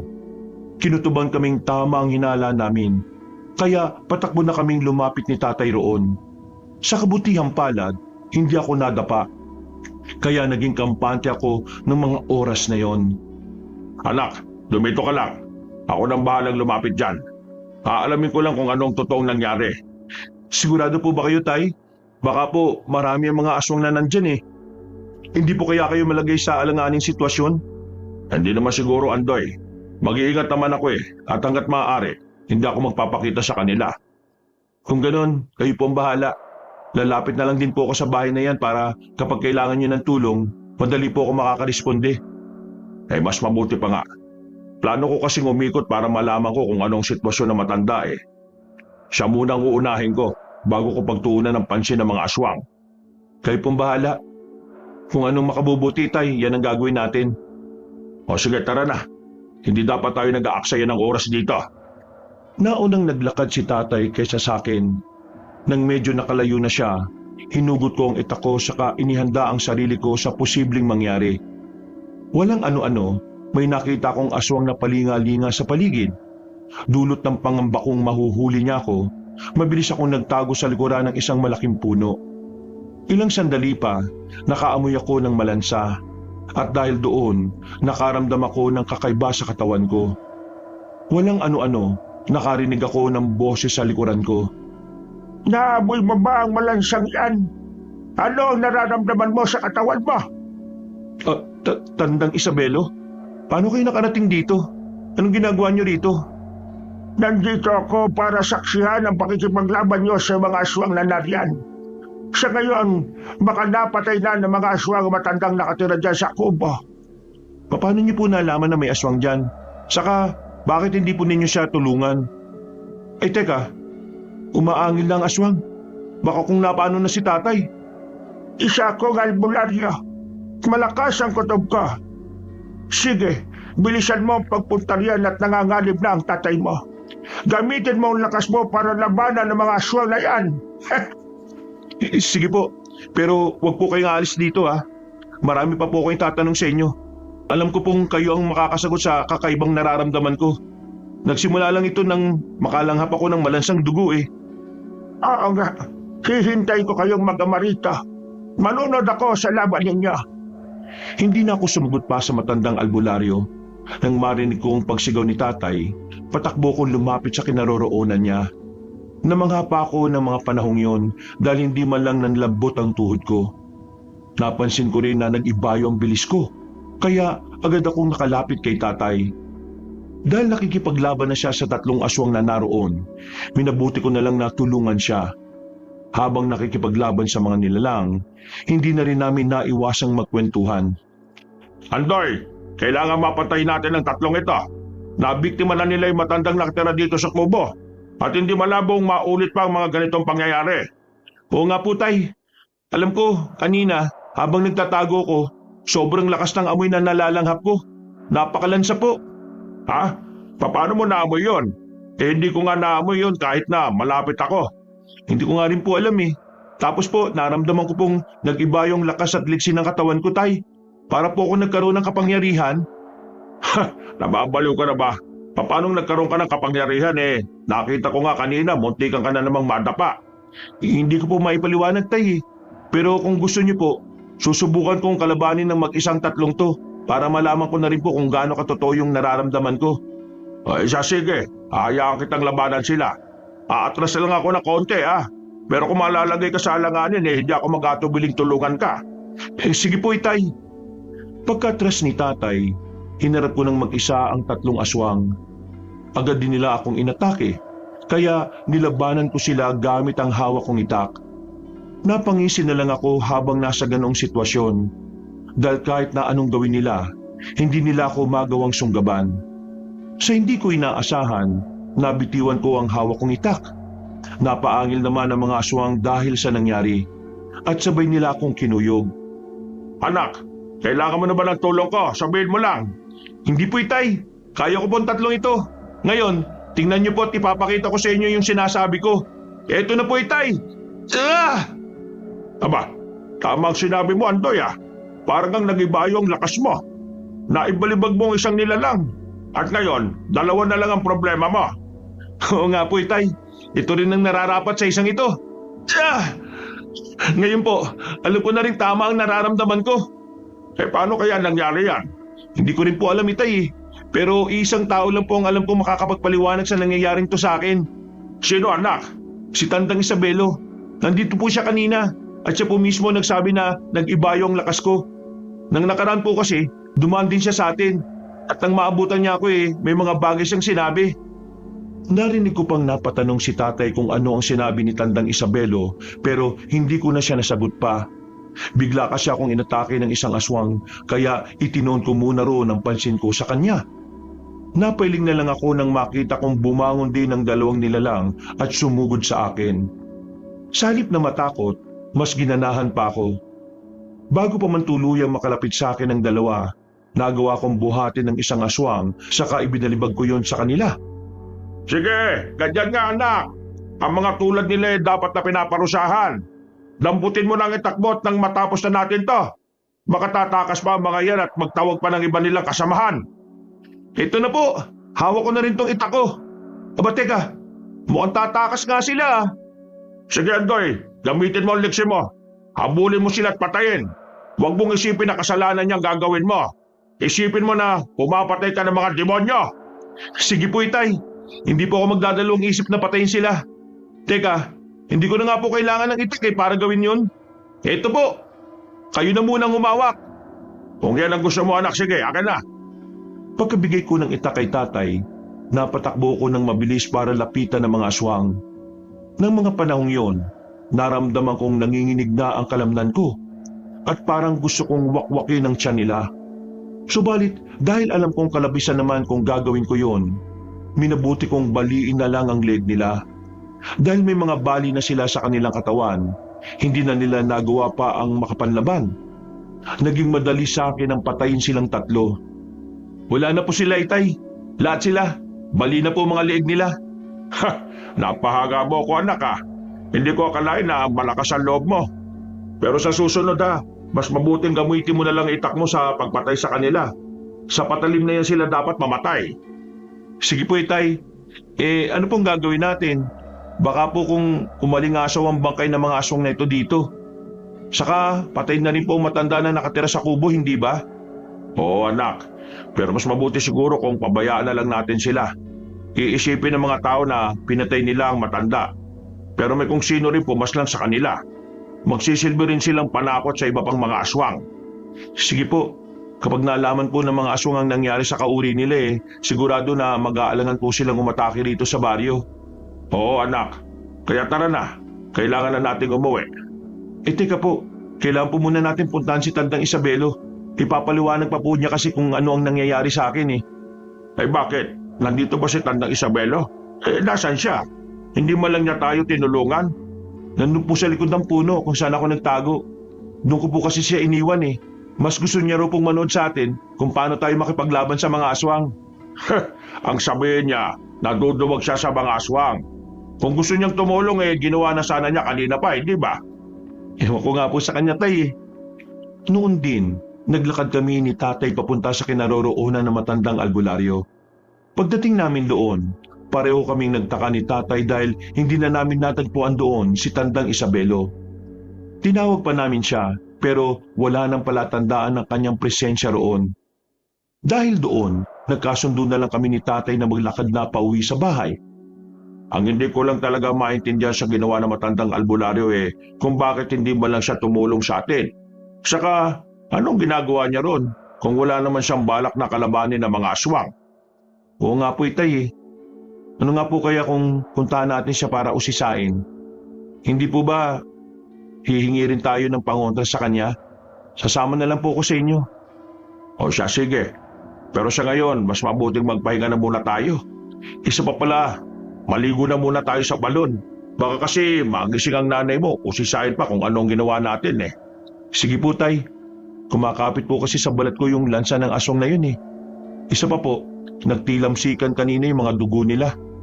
Eh basta, kung kailangan lumabas tayo para tugisin ang mga aswang na yan eh gagawin natin. Hindi tayo papayag na may iba pa silang mabiktima dito sa baryo. Sige po, Tay. Magbabantay na po tayo sa paligid gabi-gabi. Pagka-uwi namin, naligo na muna kami ni Tatay. Maswerte na nga lang kami dahil mahimbing ang naging tulog ni Nanay Pinang. Dahil doon, nakapasok kami at nakaiga sa banig namin nang hindi siya nagigising. Kinabukasan, agad na umugong ang balita tungkol sa nangyari sa matandang biniktima ng mga aswang. Naging palaisipan din sa kanayo namin kung sino ang pumatay sa mga yun. Dahil sa nangyari, unti-unting napuno ng takot ang baryo namin at isang gabi. Roronda po ba tayo ngayong gabi, Tay? Mukhang wala na rin pong aswang eh. Kailangan anak. Baka kung masalasyan tayo ng mga aswang na yon. Kahit pa na natatakot na ang mga taga rito na lumabas, kailangan pa rin natin makasiguro. Eh di kung ano po ang gusto nyo, Tay, yan po masusunod. O sige na. Huling pagroronda na muna natin dito sa baryo. Bukas ng gabi, pakikiramdaman natin ang paligid. Kapag tahimik naman pwede tayong magpahinga muna. Sige po. Kung merong mga aatake ulit dito, ako na pong bahala sa kanila. Titiyakin ko pong hindi na ulit sila makakapambiktima pa. Tama yan anak. Dapat hindi natin sila bibigyan ng pagkakataon. Mga aswang sila. At kung magiging mahina lang tayo at matatakutin, may magagawa nila tayong matalo. Oo nga po, Itay eh. Kaya nga po sinisikap kong maging matapang ngayon. Hindi ako papayag na lamunin ako ng takot ko sa mga nilalang na yan. Ala, sige na. Kunin mo nang itak natin sa kalampara. Aalis tayo para rumonda sa paligid. Nang makuha ko ng itak, nagsimula na kaming rumonda ni Tatay. Inikot namin ang buong baryo. At sa kabutiang palad, wala kami nakasagupang aswang. Dahil doon, kampante na kaming wala ng aswang na susugod sa barangay namin para manggulo. Napagkasunduan na lang din namin ni Tatay na umuwi na sa bahay para makapagpahinga. Nasa kalagitnaan na kami ng paglalakad namin pauwi sa bahay nang may mga mabibilis na nilalang na dumaan sa gilid namin. Itay, ano po kaya yun? Bakit parang hangin lang sila kung gumalaw? Hindi ko po masyadong naaninagan eh. Kung hindi ako nagkakamali, yun na nga ang aswang na tinutugis natin. Baka tumakas sila at nagpunta sa ibang lugar. Ano pong ibig niyo sabihin? Lumipat sila ng lugar na pwede nilang atakihin? Kung ganun po, nagtagumpay tayo na protektahan ng baryo mula sa kanila? Tama ka anak, nagtagumpay tayo. Ngunit kung hahayaan natin na sa ibang baryo na naman mananalasa ang mga nilalang na yon, para na rin tayong natalo. Tama po kayo, Tay. Kaya kung magkakaroon sana tayo ng pagkakataon, siguraduhin na rin po natin ligtas sa mga taga-kabilang baryo. Pwede naman natin silang hayaan na lang. Opo, pero nakokonsensya ako kung hahayaan ko na lang sila. Sa ngayon, kailangan nating gawin kung ano man ang ating makakaya. Kung gusto mo, pupunta tayo ron. Ano, payag ka? Sige po. Kailangan na mapigilan natin ang nilalang na yun. Kung hindi sila magpapataboy sa atin, mas mabuti nang ubusin po natin sila. Oo anak, hindi natin sila bibigyan ng pagkakataon para lumaban pa. Patayin sila kaagad. Pumunta kami sa kabilang baryo, pero nabigo kami ni Tatay na makita roon ang mga aswang. Hindi kami naging kumbinsido na walang mga nilalang roon. Kaya naghintay pa kami hanggang sa umabot na ng hating gabi. Dahil mag-isa lang si Nanay sa bahay, nagpasya na kaming umuwi na. Naabutan naming gising si Nanay at nakadungaw sa bintana. Kaya minabuti na naming ipaliwanag kung ano ang ginawa namin. Bakit kayo lumabas ng ganitong oras? Hindi ba nyo alam na napakadelikado ngayon? Baka matsyempuhan nyo yung mga aswang. Wala ka nang dapat na ipag-alala, Pinang. Lumabas nga kami sa karumoda para masiguro na ligtas ang paligid natin. Tama po si Tatay, Nay. Pero ngayon pong wala na po mga aswang dito, makakampante na po tayo. Mas magiging tahimik na ang buhay natin. Ay nako, salamat naman kung ganon. Kahit na nasa loob ako ng bahay hindi pa rin nawawala ang pag-aalala ko. Iniisip ko palang napapasukin tayo ng mga aswang para na akong kinikilabutan Pero ngayon, nakalis na ang mga aswang. Inalam na nga namin kung nagpunta sila sa kabilang baryo pero wala rin naman sila ron. O siya, matulog na muna tayo. Bukas na lang natin ipagpatuloy ang kwentuhan. Mas mabuti pa nga. Nakaaramdam na rin ako ng antok eh. Maaga pa akong pupunta sa bukid bukas. Aalamin ko kung anong pananim ang pwede kong itanim doon. Oo. O, Andoy, patulog ka na rin. Lumalalim na mga mata mo. Noon din, nagpasya na akong bumalik sa higaan ko. Sinikap kong makaidlip at sa kabutiang palad, nakatulog din ako. Dahil hindi nananalasa ang mga aswang sa kabilang baryo, nakampante akong nakalis na sila. Ganun pa man, sa hindi ko malamang dahilan, may kung ano akong hindi maipaliwanag na nararamdaman patungkol sa kapaligiran ko. Makalipas ang ilang araw, dahil may nakabinbin pa kaming gawain sa bukid, maaga kaming umalis ni tatay papunta doon. Sa hindi namin inaasahan, nakasalubong namin si Mang Patricio at Oliver na nagmamadaling naglalakad. Mang Berting, Andoy, ang aga niyo yatang pumunta sa bukid. Maraming salamat sa pagpapatuloy nga pala sa amin ng anak ko ha. Kuya Andoy, hindi na po kayo lampa? Hindi na kayo nadadapa? Teka, bakit bigla naman ang alis niyo? Saan na kayo pupunta niyan? Hindi ko alam pero mukhang nagiging delikado na ang baryong ito sa amin eh. Hindi na ito mabuti para sa plano ko para sa amin ni Oliver. Bakit po? Ano pong ibig niyong sabihin, Mang Patricio? Huwag na kayo magkaila pa. Alam niyo kung anong ibig kong sabihin. Hindi namin alam kung anong tinutukoy mo, Patricio. Pero iisa lang ang naiisip kong may kaugnayan sa sinasabi mo. Mga aswang. Yan nga. Kung ako sa inyo, itigil na ninyong panunugis ng mga aswang. Hindi niyo alam kung anong magiging epekto niyan. Hindi lang sa inyo, kung hindi pati na sa mga taong nakapaligid sa inyo. Dadanak lang ang dugo rito kung ipagpipilitan niyo ang gawain yan. Paano po ninyo nalaman na gawain namin yan? Sino po ba talaga kayo? At anong pakay niyo sa baryong to? Hindi na mahalaga yon. Aalis na kami ng anak ko rito. Nabulilyaso na ang plano ko eh. Kung naging maingat lang sana kayo, hindi kayo makikilala. Yun nga lang, mas nakilala kayo dahil sa pagiging lampa ni Andoy. Anong planong tinutukoy mo? Huwag mo sabihin na totoo nga ang hinala namin na kayo mga aswang na nananalasa rito. Oo nga po, simula nung dumating kayo rito, mas naging agresibo na ang mga aswang eh. Isa pa po, pati si Tandang Isabelo, minsan na rin nagbabala patungkol sa inyo. Tandang Isabelo? Ang matandang albularyo? Siya pa talagang nilapitan nyo ah. Bakit ka napatawa? Huwag mong sabihin na totoo sinasabi niya. Ikaw bang aswang na nananalasa rito? Hindi sumagot si Mang Patricio kay tatay. Nagpatuloy siya sa pagtawa at nagsimula na silang maglakad palayo ni Oliver. Napailing na lang ako, kabanong. Dahil hindi man lang sumagot sa mga tanong namin si Mang Patricio. Ganun pa man, minabuti na lang din namin ni tatay na maglakad papunta sa bukirin namin. Habang nagtatrabaho ron, hindi namin maiwasang mapagkwentuhan si Mang Patricio. Napansin mo pa yung reaksyon niya nung akusa natin siya na siya ang aswang na nananalasa rito, Andoy? Opo, tay. Parang nababalisa siya eh. Pati nga po si Oliver napayuko. Parang nahihiya. Basta, hindi ko po maintindihan tay eh. Ngayon nakalis na sila rito sa baryo. Hindi na natin sila magagawang matyagan. Pero kung tuluyan ang nawala ang mga aswang dito, ibig sabihin lang yan, totoong hinala natin. Oo nga po tay. Paano po kaya kung punta natin yung kubo natin? Ilang araw rin sila ron eh. Kung talagang aswang sila, kahit kaunti lang may maiiwan silang ebidensya. Sige anak, mas mabuti pa nga. Pagkatapos ng ginagawa natin, dadaan tayo ron. Tingnan din natin kung anong sitwasyon ng kubo nating iniwan nila. Sige po itay. Bilisan na lang natin ang pagtapos nito para magawa na kagad natin ang binabalak natin.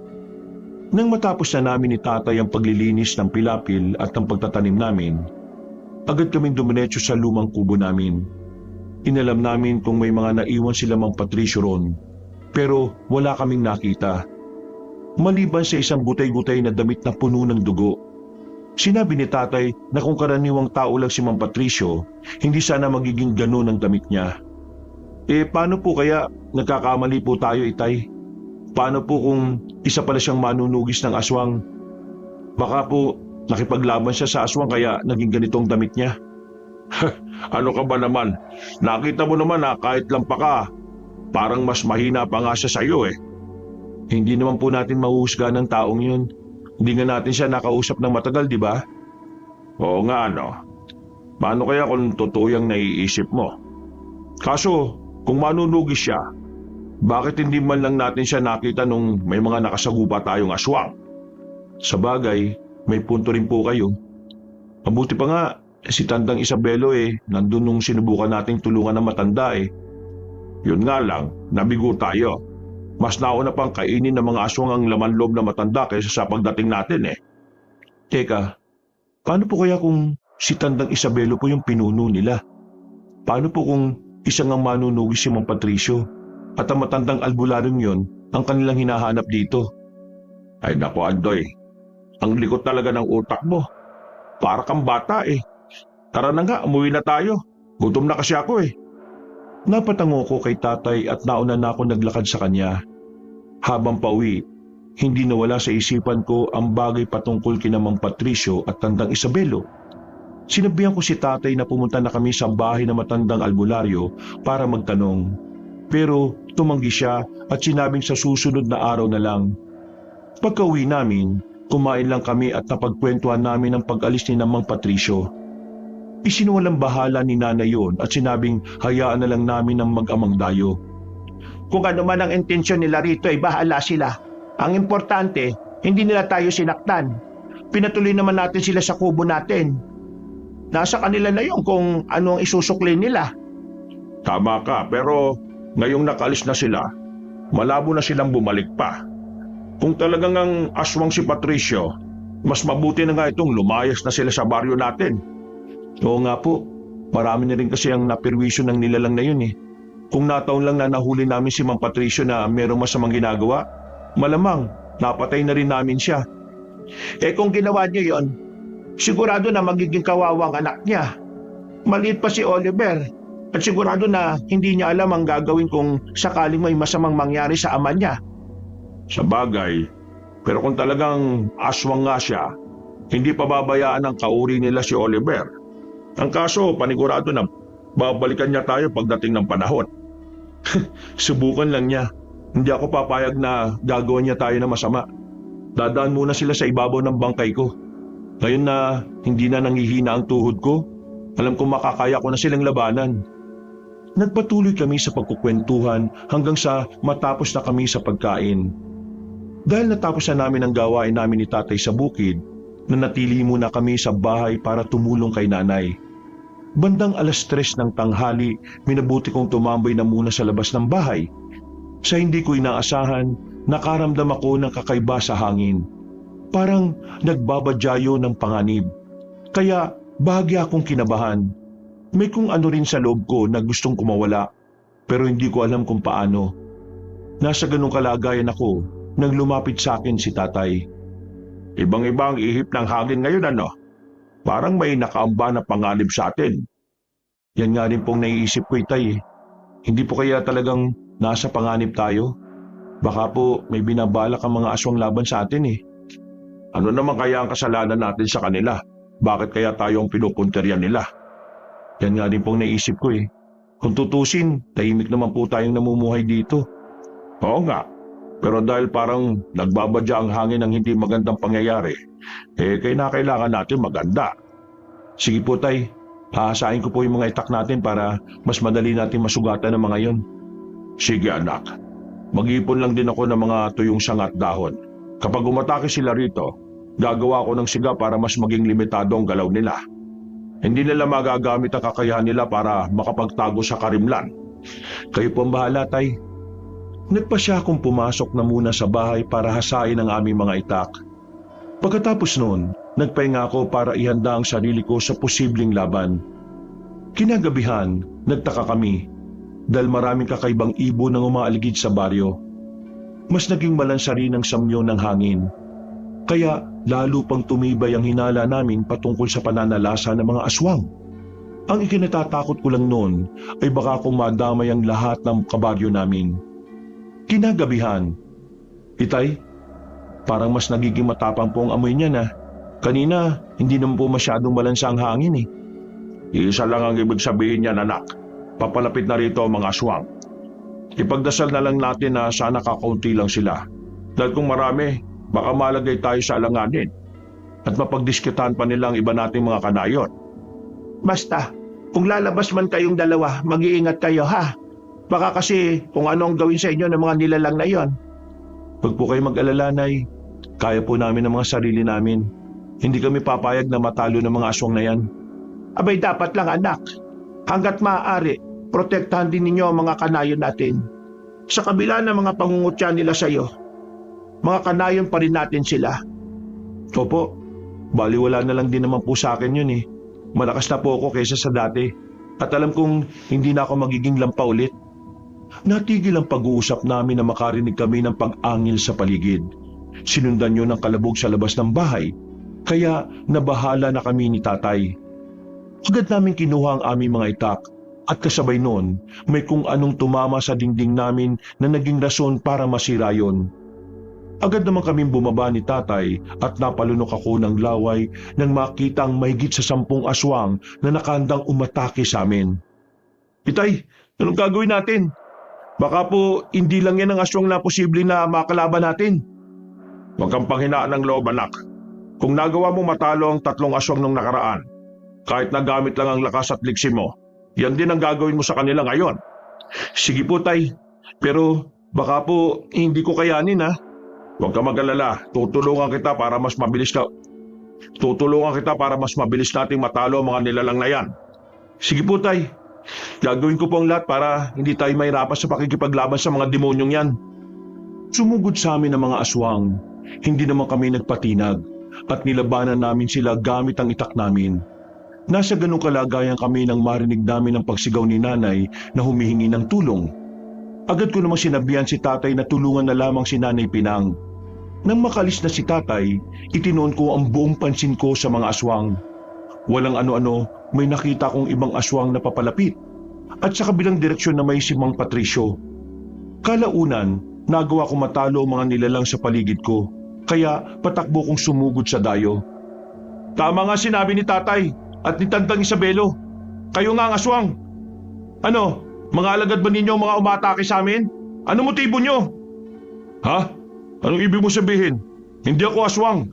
At kung naniniwala kayo sa mga sinasabi ng magaling na albularyong yon, nagkakamali kayo ng pinapanigan. Anong ibig niyo sabihin, Mang Patricio? Hindi ko po kayo maintindihan. Kung kamag-anak niyo si Mang Warlito, ibig sabihin, mga aswang din kayo. Anong pinagsasasabi mo? Hindi aswang ang tiyo ko. Isa siyang manunugis ng mga aswang.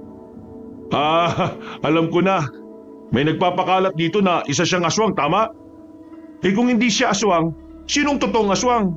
At sino ang may motibong magpakalat ng maling impormasyon? Si Tandang Isabelo. At nandito ako para patayin siya. Hindi ko akalain na marami pa rin ang mga alagad niya. Kaya wag mong ibuntun sa akin ang galit mo. Lingunin mo ang mga kararating pa lang ng mga aswang. Kung si Tatang Isabelo ang aswang, bakit niyo siya tinutugis? Saka ko na sasabihin, mukhang kailangan na natin bumalik sa bahay ninyo. Sigurado ako na gustong patayin ng mga aswang ang mga magulang mo. Nakita ko kanina si Tandang Isabelo at nang sundan ko siya, papunta pala siya rito. Kung papunta siya rito, bakit hindi man lang namin siya nakita? Ayun, nakatayo siya sa harap ng grupo ng mga aswang na kasabay kong dumating dito. Tayo na, bago pa mahuli ang lahat. Nagmadali kaming bumalik sa bahay at nanlumo ako nang makita ko si nanay at tatay na duguan habang hawak ng mga aswang. Napangisin naman si Tandang Isabelo nang makita kami at inutusan niya ang mga alagad niyang pakawala ng mga magulang ko. Parehong mahina na si nanay at tatay dahil sa mga kalmot na natamo nila. Kaya ganun na lang ang pagkabahala ko. Sa dinami-rami ng lugar kung saan tayo pwede magkatagpo, dito pa talaga sa baryo nila Berting. Natatandaan mo pa ba yung mukhang ito? At sino makakalimot sa mukha ng isang manunugis na walang nagawa habang pinapatay ang buong pamilya niya? Maswerte ka nga't wala ron ang bunsong anak ko eh. Kung nagkataon, baka pati siya, patay na rin gayon. Napakahayop mo, Tandang Isabelo. Kahit na magkunwari ka pang mala-anghel na albularyo, kitang-kita pa rin ang maitim mong budhi. Sana ka kung ano ang iyong sasabihin. Total, nandito na rin kayong lahat. Sama-sama kayong mamamatay. Mga alagad, unahin niyong patayin ang dayong manunugis na yan. Paligiran niyo siya. Teka, ano naman ang kinalaman namin dito? Bakit pati kami pinupuntiryan ninyo? Ano akala mo sa akin, bulag?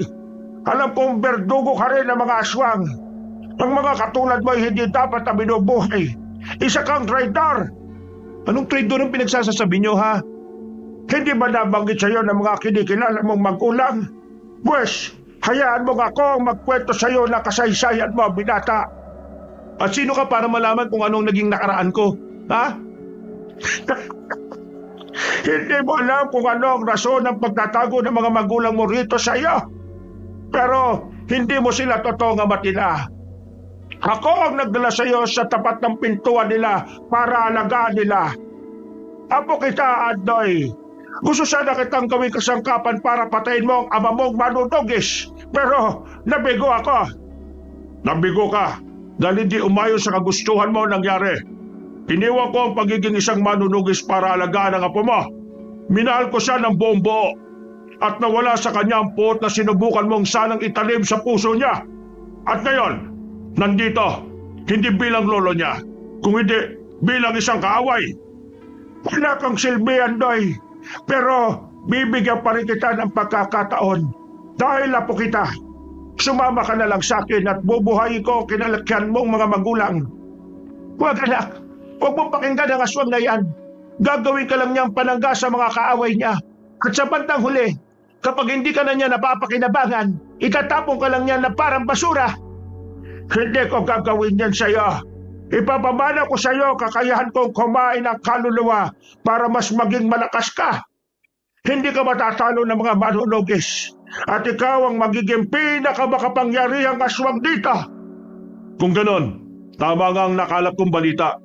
Nanggagamot ka at ang kapalit nun, kinukuha mo mga kaluluwa ng pasyente mo. Pinapalabas mo lang na namatay sila sa ibang klase ng karamdaman o aksidente. Tumahimik ka, Patricia! Huwag ka makisawsaw! Mga kasama! Ano bang hinihintay ninyo? Bakit ba hindi niyo pa pinapatay ang manunugis na yan? Mga hangal! Halos hindi ako makapaniwala sa nalaman ko mula kay Tandang Isabelo. Sa halip na usisain si nanay at tatay, nagpasya akong tulungan na muna si Mang Patricio na labanan ng mga aswang. Naggalit naman ang matandang aswang kaya nilapitan niya si nanay at tatay. Napailing na lang ako nang biglang tumayo si tatay at nakipagpambuno kay Tandang Isabelo. Dahil mas marami ang aswang nakalaban ni Mang Patricio, minabuti ko munang tulungan siya. Huwag natin hayaan na matalo tayo. Huwag mong isipin na kadugo mo ang aswang na yan. Kung malaga ka sa kanya, hindi kanya gagamitin bilang pain kina Berting at Pinang. Oo nga po, Mang Patricio. Isa pa po, parang mas gusto pa ni Tandang Isabelo na maging masama ako eh. Taliwas naman yun sa kagustuhan ni nanay at tatay. Wala silang ibang inisip kung hindi ang kabutihan para sa akin. Ngayong klaro na ang lahat sa atin. Magagawa na natin ipagpatuloy ang labang ito. Pagbabayarin ko ang lolo mo sa ginawa niya sa pamilya ko. At hindi rin po ako papayag na gamitin niya ako sa pansarili niyang layunin. Lalong-lalo na, hindi ako papayag na saktan niya si nanay at tatay. Sige na, busin na natin ang mga nilalang na ito para mailigtas natin ang mga magulang mo. Huwag kang mag-alala. Alam ko naman na matatag si Berting eh. Makakaya niyang labanan si Tandang Isabelo. Pinagtulungan naming labanan ni Mang Patricio ang mga alagad ni Tandang Isabelo. Maging ang dayong manunugis ay namangha sa angking kong bilis. Kaya nakakumbinsi siyang may dugo nga akong aswang. Kahit na pinagtulungan ako ng mga nilalang, nagawa ko pa rin silang maibuwal sa lupa. Bago pa man sila makabangon, tinaga na sila ni Mang Patricio. Kaya tuluyan na silang binawian ng buhay. Pagkakita ni Tandang Isabelo sa amin, buong lakas niyang itinulak si tatay. Napalumpasay naman ang ama ko at agad siyang nilapitan ni nanay. Hindi ko akalaing mabilis yung matatalo mga kasama ko. Magpasalamat ka, Patricio, at tinulungan ka ng apo ko. Ikaw ang dapat na magpasalamat dahil hindi ka kasama sa mga aswang na yan. Kung nagkataon, kahit na hindi ako aswang, dudukutin ko ang atay mo at dudurugin sa mga kamay ko. Nangangarap ka lang ng gising, Patricio. Hindi nga ako matalo ni Berting eh. Ikaw pa kaya? Kung talagang nagmamadali ka para sa iyong kamatayan, pues, pagbibigyan kita. Sige, Tandang Isabelo. Lumapit ka sa akin. Tayo magtagisan ng lakas. Tapusin na natin ang naudlot nating laban dati. Napaangil si Tandang Isabelo. Sa isang pagkisap ng mga mata ko, sumugod siya kay Mang Patricio. Nagmadali naman akong lumapit kina tatay para alamin ang kalagayan nila. Dahil may iba pang aswang na nakabantay sa mga magulang ko, minabuti namin ni tatay na labanan ng mga yon hanggang sa magawa namin silang patayin. Kapag napatay na kita, tutugisin ko rin ang anak mo. Hindi ako titigil hanggat hindi ko siya napapatay. Yan ay kung magagawa mo pa siyang makita. At kung matagpuan mo man si Oliver, alam kong hindi siya pababayaan ng mga kaibigan ko. Sila ang hahatol sa iyo ng kamatayan kapag ginawa mo yan.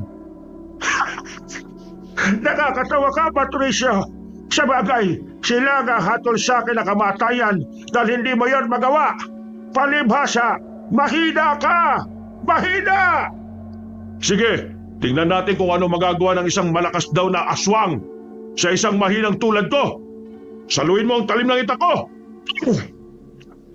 Kahit saan direksyon mo pa yan itaga, hindi mo ako matatalo. Gaya nga ng sabi ko, mahina ka! Nasabi mo lang yan dahil ayaw mo at hindi mo tanggap sa sarili mo na makakaya kang talunin ni Andoy. Apo mo lang siya, pero mas malakas siya sa akin. Nagpatuloy ang paglalaban ni Mang Patricio at Tandang Isabelo. Samantala, inaalalayan naman namin ni tatay si nanay para makapasok sa loob ng bahay. Gusto ko sana papasukin na rin si tatay Berting pero mas gusto niyang tumulong sa amin sa pakikipaglaban. Saktong pagkabalik namin sa pwesto, nagawang ibalibag ni Tandang Isabelo ang dayong manunugis. Dahil doon, sinugod namin siya ni tatay at pinagtulungang labanan.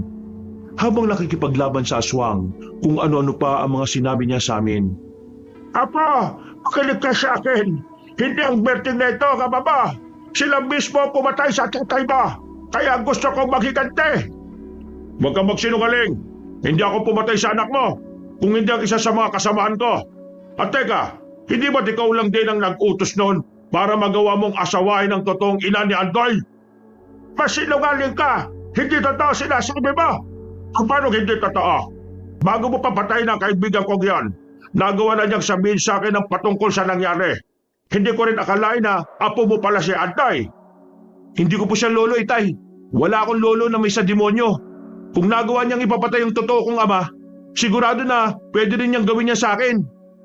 At talagang gagawin niya yan, lalo pat hindi umaayon sa kagustuhan niyang nangyayari. Pero huwag ka mag-alala. Hindi ko papayagan ng demonyong yan na saktan ka. Kakatawa ka, Berting. Hindi mo nga ako matalo kanina eh. Hindi ba? Akala mo naman kung sino kang malakas. Magpasalamat ka lang at hindi na ako katulad ng dati. Pero ngayong alam na ni Andoy ang totoo niyang katauhan. Dapat ka nakabahan, Tandang Isabelo. Kung hindi ko lang din siya magiging kakampi, mas mabuti bang patayin ko na lang siya. Akmang susugod sana si Tandang Isabelo sa akin nang makita kong papalapit din sa kanya si Mang Patricio. Bago pa man niya ako masunggaban, bumelo na ang dayong manunugis. Buong lakas niyang tinaga ang aswang sa likuran. Napaungol naman si Tandang Isabelo. At nang mapalingon siya kay Mang Patricio, humakbang na rin ako para sugurin siya. Ang dapat sa mga katulad mong aswang undayan ng taga hanggang sa mamatay. Magbabayad ka sa mga ginawa mo, Tandang Isabelo! Haray ka! Ang legal na tagiliran ka! Po, itigil mo yung ginagawa mo! Patay mo ako! Yan ang dapat sa'yo, ang maligo sa sariling dugo, pabuwal sa lupa. At ito naman ang para sa pamilya kong winasak mo. Kung hindi dahil sa'yo, buhay pa sana ang asawa ko at 2 anak. Kulang pa ang kamatayan mo bilang kabayaran. Pero kahit paano, magiging tahimik na ang kaluluwa nila kapag wala ka na. Mang Patricio, ikaw na pong bahalang kumitil sa buhay ng aswang na ito. Kailangan mawala siya para wala na rin salot dito sa atin. Hindi na rin maglalakas loob ang ibang aswang na sumugod sa atin. Salamat, Andoy. Patawarin mo ako kung papatayin ko ang lolo mo sa mismong harapan mo. Apo ka! Bakit ginaganito? Hindi mo ako apo at lalong hindi kita lolo. Siguro sa dugo, oo. Pero sa isip at puso, hindi. Sinubukan pa akong hawakan ng matandang aswang sa binti, pero tinaga siya ni Mang Patricio. Nung mga panahong yon, humingi na siya ng permiso sa amin para patayin ang aswang. Napatango naman kami sa kanya at noon din mismo tinaga niya ang aswang hanggang sa bawian na ito ng buhay. Napabuntong hininga na lang ako nang makita ko ang sitwasyon ni Tandang Isabelo. Ano anak? Nagsisisi ka ba na pinatay ni Patricio ang lolo mo? Hindi po. Hindi ko naman po siya lolo eh. Kung totoong lolo ko siya, hindi sana niya gagawin to. Halos ipapatay niya na tayo eh. Tama ka riyan, Andoy. At kung apo talaga ang turing niya sa'yo, hindi ka niya gagamitin laban sa amin. Mabuti na lang talaga, pinalaki ka namin na merong mabuting puso. Hindi ka nagawang kumbinsi na matandang yun na umanim sa kanya. Hindi naman po ako ganun katanga para kumapis sa kanya, tay. Alam kong hindi perpekto ang buhay ko. Pero ni minsan, hindi ko po hinangad na manakit ng mga inosenteng tao. Patricio, pasensya ka na at pinakinalaan ka namin dati na ikaw ang aswang. Hindi pa kasi namin alam kung anong totoong pakay mo rito eh. Ayos lang po sa akin yon. Ang importante, napatay natin ang aswang. Naipagiganti ko ng pamilya ko. Yan lang din naman ang rason kung bakit nagpunta ako rito eh. At salamat sa inyo ni Andoy. Teka po, nasan po ba si Oliver? Bakit hindi niyo po siya kasama? Oo nga, nasa na ba siya? Baka kung napano na siya ha? Huwag po kayo mag-alala, ligtas siya. Itinago ko siya sa isang kuweba na kinatatakutan ng mga aswang. Hanggat nandun siya sa loob, walang masamang mangyayari sa kanya. Nagpresenta si Mang Patricio na siya na ang maglibing sa bangkay ng matandang aswang. Sinunog naman namin ni tatay ang ibang bangkay ng aswang doon para hindi na umalingasaw kung sakali. Binantayan naming tatlo yon hanggang sa tuluyan ng matupok. Bago tuluyan mag-umaga, nagpaalam sa amin si Mang Patricio. Gusto niyang balikan si Oliver at na makauwi na sila sa totoong baryo nila. Sinundan na lang namin siya ng tingin at nang medyo nakalayo na siya, pumasok na kami ni Tatay Berting sa bahay. Napatay ba ninyo yung aswang na yon? Ang mga kagaya niya hindi dapat binubuhay. Kung marunong lang akong makipaglaban, ako na mismo ang haharap sa kanya eh. Huwag ka mag-alala, wala na mga aswang. Nailibing na nga ni Patricio si Tandang Isabelo eh. Hindi ko akalain na ganun lang kadali siyang matatalo. Baka naman may kung ano siyang ginamit para mapatay kagad ang aswang. Ang mga katulad ni Tandang Isabelo na naging isang albularyo ay talagang napakahirap patayin. Hindi ko nga po alam, inay eh. Kahit ilang beses ko siyang tinaga, parang baliwala lang sa kanya. Pero nung mataga siya ni Mang Patricio, nakita kong ininda talaga niya ang sakit eh. Napansin ko rin ang itak niya. May nakaukit doon na mga salita. Hindi ko lang nabasa kasi maliit ang mga letra eh. Kung hindi ako nagkakamali, yun ang rason kung bakit mabilis siyang napatay ang aswang na yon. Dahil pasado 12:00 na ng hating gabi, nagpasya na kaming magpahinga. Kahit papaano, kampante na kaming walang mga aswang na mananalasa sa lugar namin. Laking pasalamat ko na lang dahil hindi na nagawang atakihin ng mga aswang ang iba pa naming mga kabaryo. Kinabukasan, maaga kaming nagising ni tatay para kumpunihin ang nasirang dingding namin. Mabuti na lang talaga at ito lang ang sinira ng mga aswang. Paano na lang kaya kung buong bahay natin ang winasak nila? Siguradong wala tayong masisilungan. Kaya nga po eh. Siguro kung medyo marupok na rin yung haligi ng bahay natin, baka nabagsakan pa tayo ng bubong. Malas lang ng mga aswang na yon dahil tayong kinalaban nila. Hindi yata nila alam na ang lampang si Aldoy kaya rin makipaglaban sa kanila. Magpasalamat na lang talaga sila at hindi pa ako eksperto sa pakikipaglaban. Kaya ano na ang plano mo ngayon, anak? Kung may dugong aswang na nananalaytay sa kaugatan mo, baka dumating ang araw maging katulad ka rin ng lolo mo. Hindi po mangyayari yan. Pipigilan ko ang sarili kong maging isang ganap na aswang. Maghahanap na rin po ako ng lunas para dito. Baka po may mga matataas na uri na manggagamot ang pwede makatulong sa akin. Kaya mo't magtatanong-tanong ako. Baka may mga kaibigan ako makapagturo ng magagaling na albularyo rito sa atin. Maraming salamat po sa lahat, Tay. Saktong natapos na namin ni tatay ang pag-aayos ng nasirang dingding nang tawagin kami ni nanay para kumain na agahan. Habang kumakain, napagkwentuhan namin ang patungkol sa naging karanasan namin. Nangako rin si tatay na sa mismong araw na yon, magsisimula siyang maghanap ng albularyong makakatulong sa akin. Isang gabi, sa hindi ko malamang dahilan, ay parang may kung anong bagay sa loob ko na gustong kumawala. Nakaramdam na rin ako ng matinding uhaw at gutom, kaya tinawag ko si nanay at tatay. Anak, ano nangyayari sa iyo? Bakit naglalaway ka't nanlilisik ang mga mata mo? Hindi kaya unti-unti na kinakain ng pagiging aswang ang sistema niya. Kailangan maagapan siya. Baka kung ano pa ang mangyari sa kanya kapag natuluyan siyang maging aswang. Ayaw ko po maging aswang ng tuluyan, inay. Itay, ano pong gagawin ko? Hindi ko po kayang pigilan ng sarili ko. Gusto ko pong kumain ng sariwang karne at uminom ng sariwang dugo.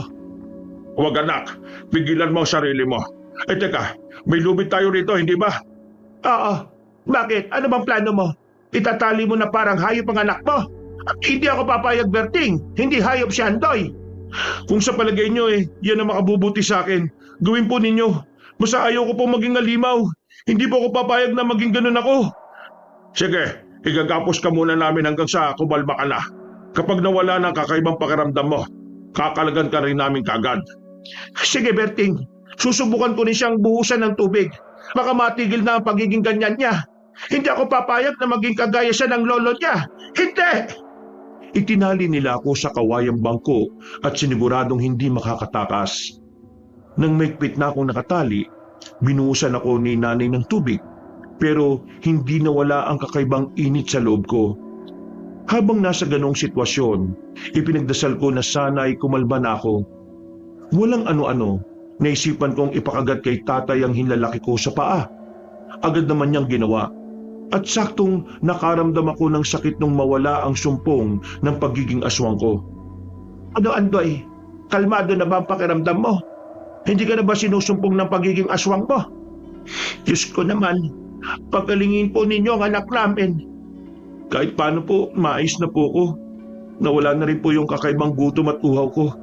Hindi na rin po umiinit ang loob ng katawan ko at parang may kung ano na gustong kumawala. Kung ganon, Berting, pakawalan na natin si Andoy. Kawawa naman siya sa kanyang sitwasyon oh. Mas mabuti po siguro kung mananatili na muna ako sa ganitong sitwasyon hanggang sa pagsikat ng araw. Baka po kasi kung sumpungin ulit ako sa oras na hindi tayo handa Kung yan ang gusto mo anak, sige. Mas mabuting ang ganyan. Bukas na bukas din, susunduin ko na yung matandang santigwar na nakilala ko. Siya ang tutulong sa atin para mawala ang pagiging aswang mo. Lilinisin niya ang dugo mo para hindi ka na maging ganyan. Sige po, maraming salamat po, tay. Pasensya na po kung nagiging pabigat na po ako sa inyo. Ano ka ba naman, Andoy? Hindi ka pabigat sa amin. Mahal ka namin. At kahit na anong mangyari, dadamayan ka namin at hindi iiwan. Dahil sa nangyari sa akin, hindi na rin nakatulog sina nanay at tatay. Kinabukasan, maagang umalis si tatay. Pagkabalik niya, may kasama na siyang matandang santigwar. Gamit ang kaalaman niya sa panggagamot, nalaman namin na malakas ang dugong aswang na nananalaytay sa akin. Ayon pa sa kanya, kung hindi ako ipagagamot kagad, baka tuluyan na raw akong naging aswang. Maliban sa gamutang ginawa niya, binigyan niya rin ako ng pangontra para hindi ako tuluyang maging aswang kung sakali. Sa kabutihang palad, habang lumilipas ang araw, unti-unti na rin akong gumagaling. Maraming salamat po at hindi niyo ako sinukuan. Kung hindi po dahil sa inyo, baka isa na rin akong halimaw ngayon. Hindi ka namin pwedeng pabayaan, anak. Dahil anak ka namin. Alam mo, Andoy, mahal ka namin ng nanay pinang mo. Tama ang tatay mo. Simula nang makuha ka namin hanggang ngayon, hindi nagbabagong pagmamahal namin sa iyo. Salamat po. Napakaswerte ko po talaga at kayo po ang naging mga magulang ko.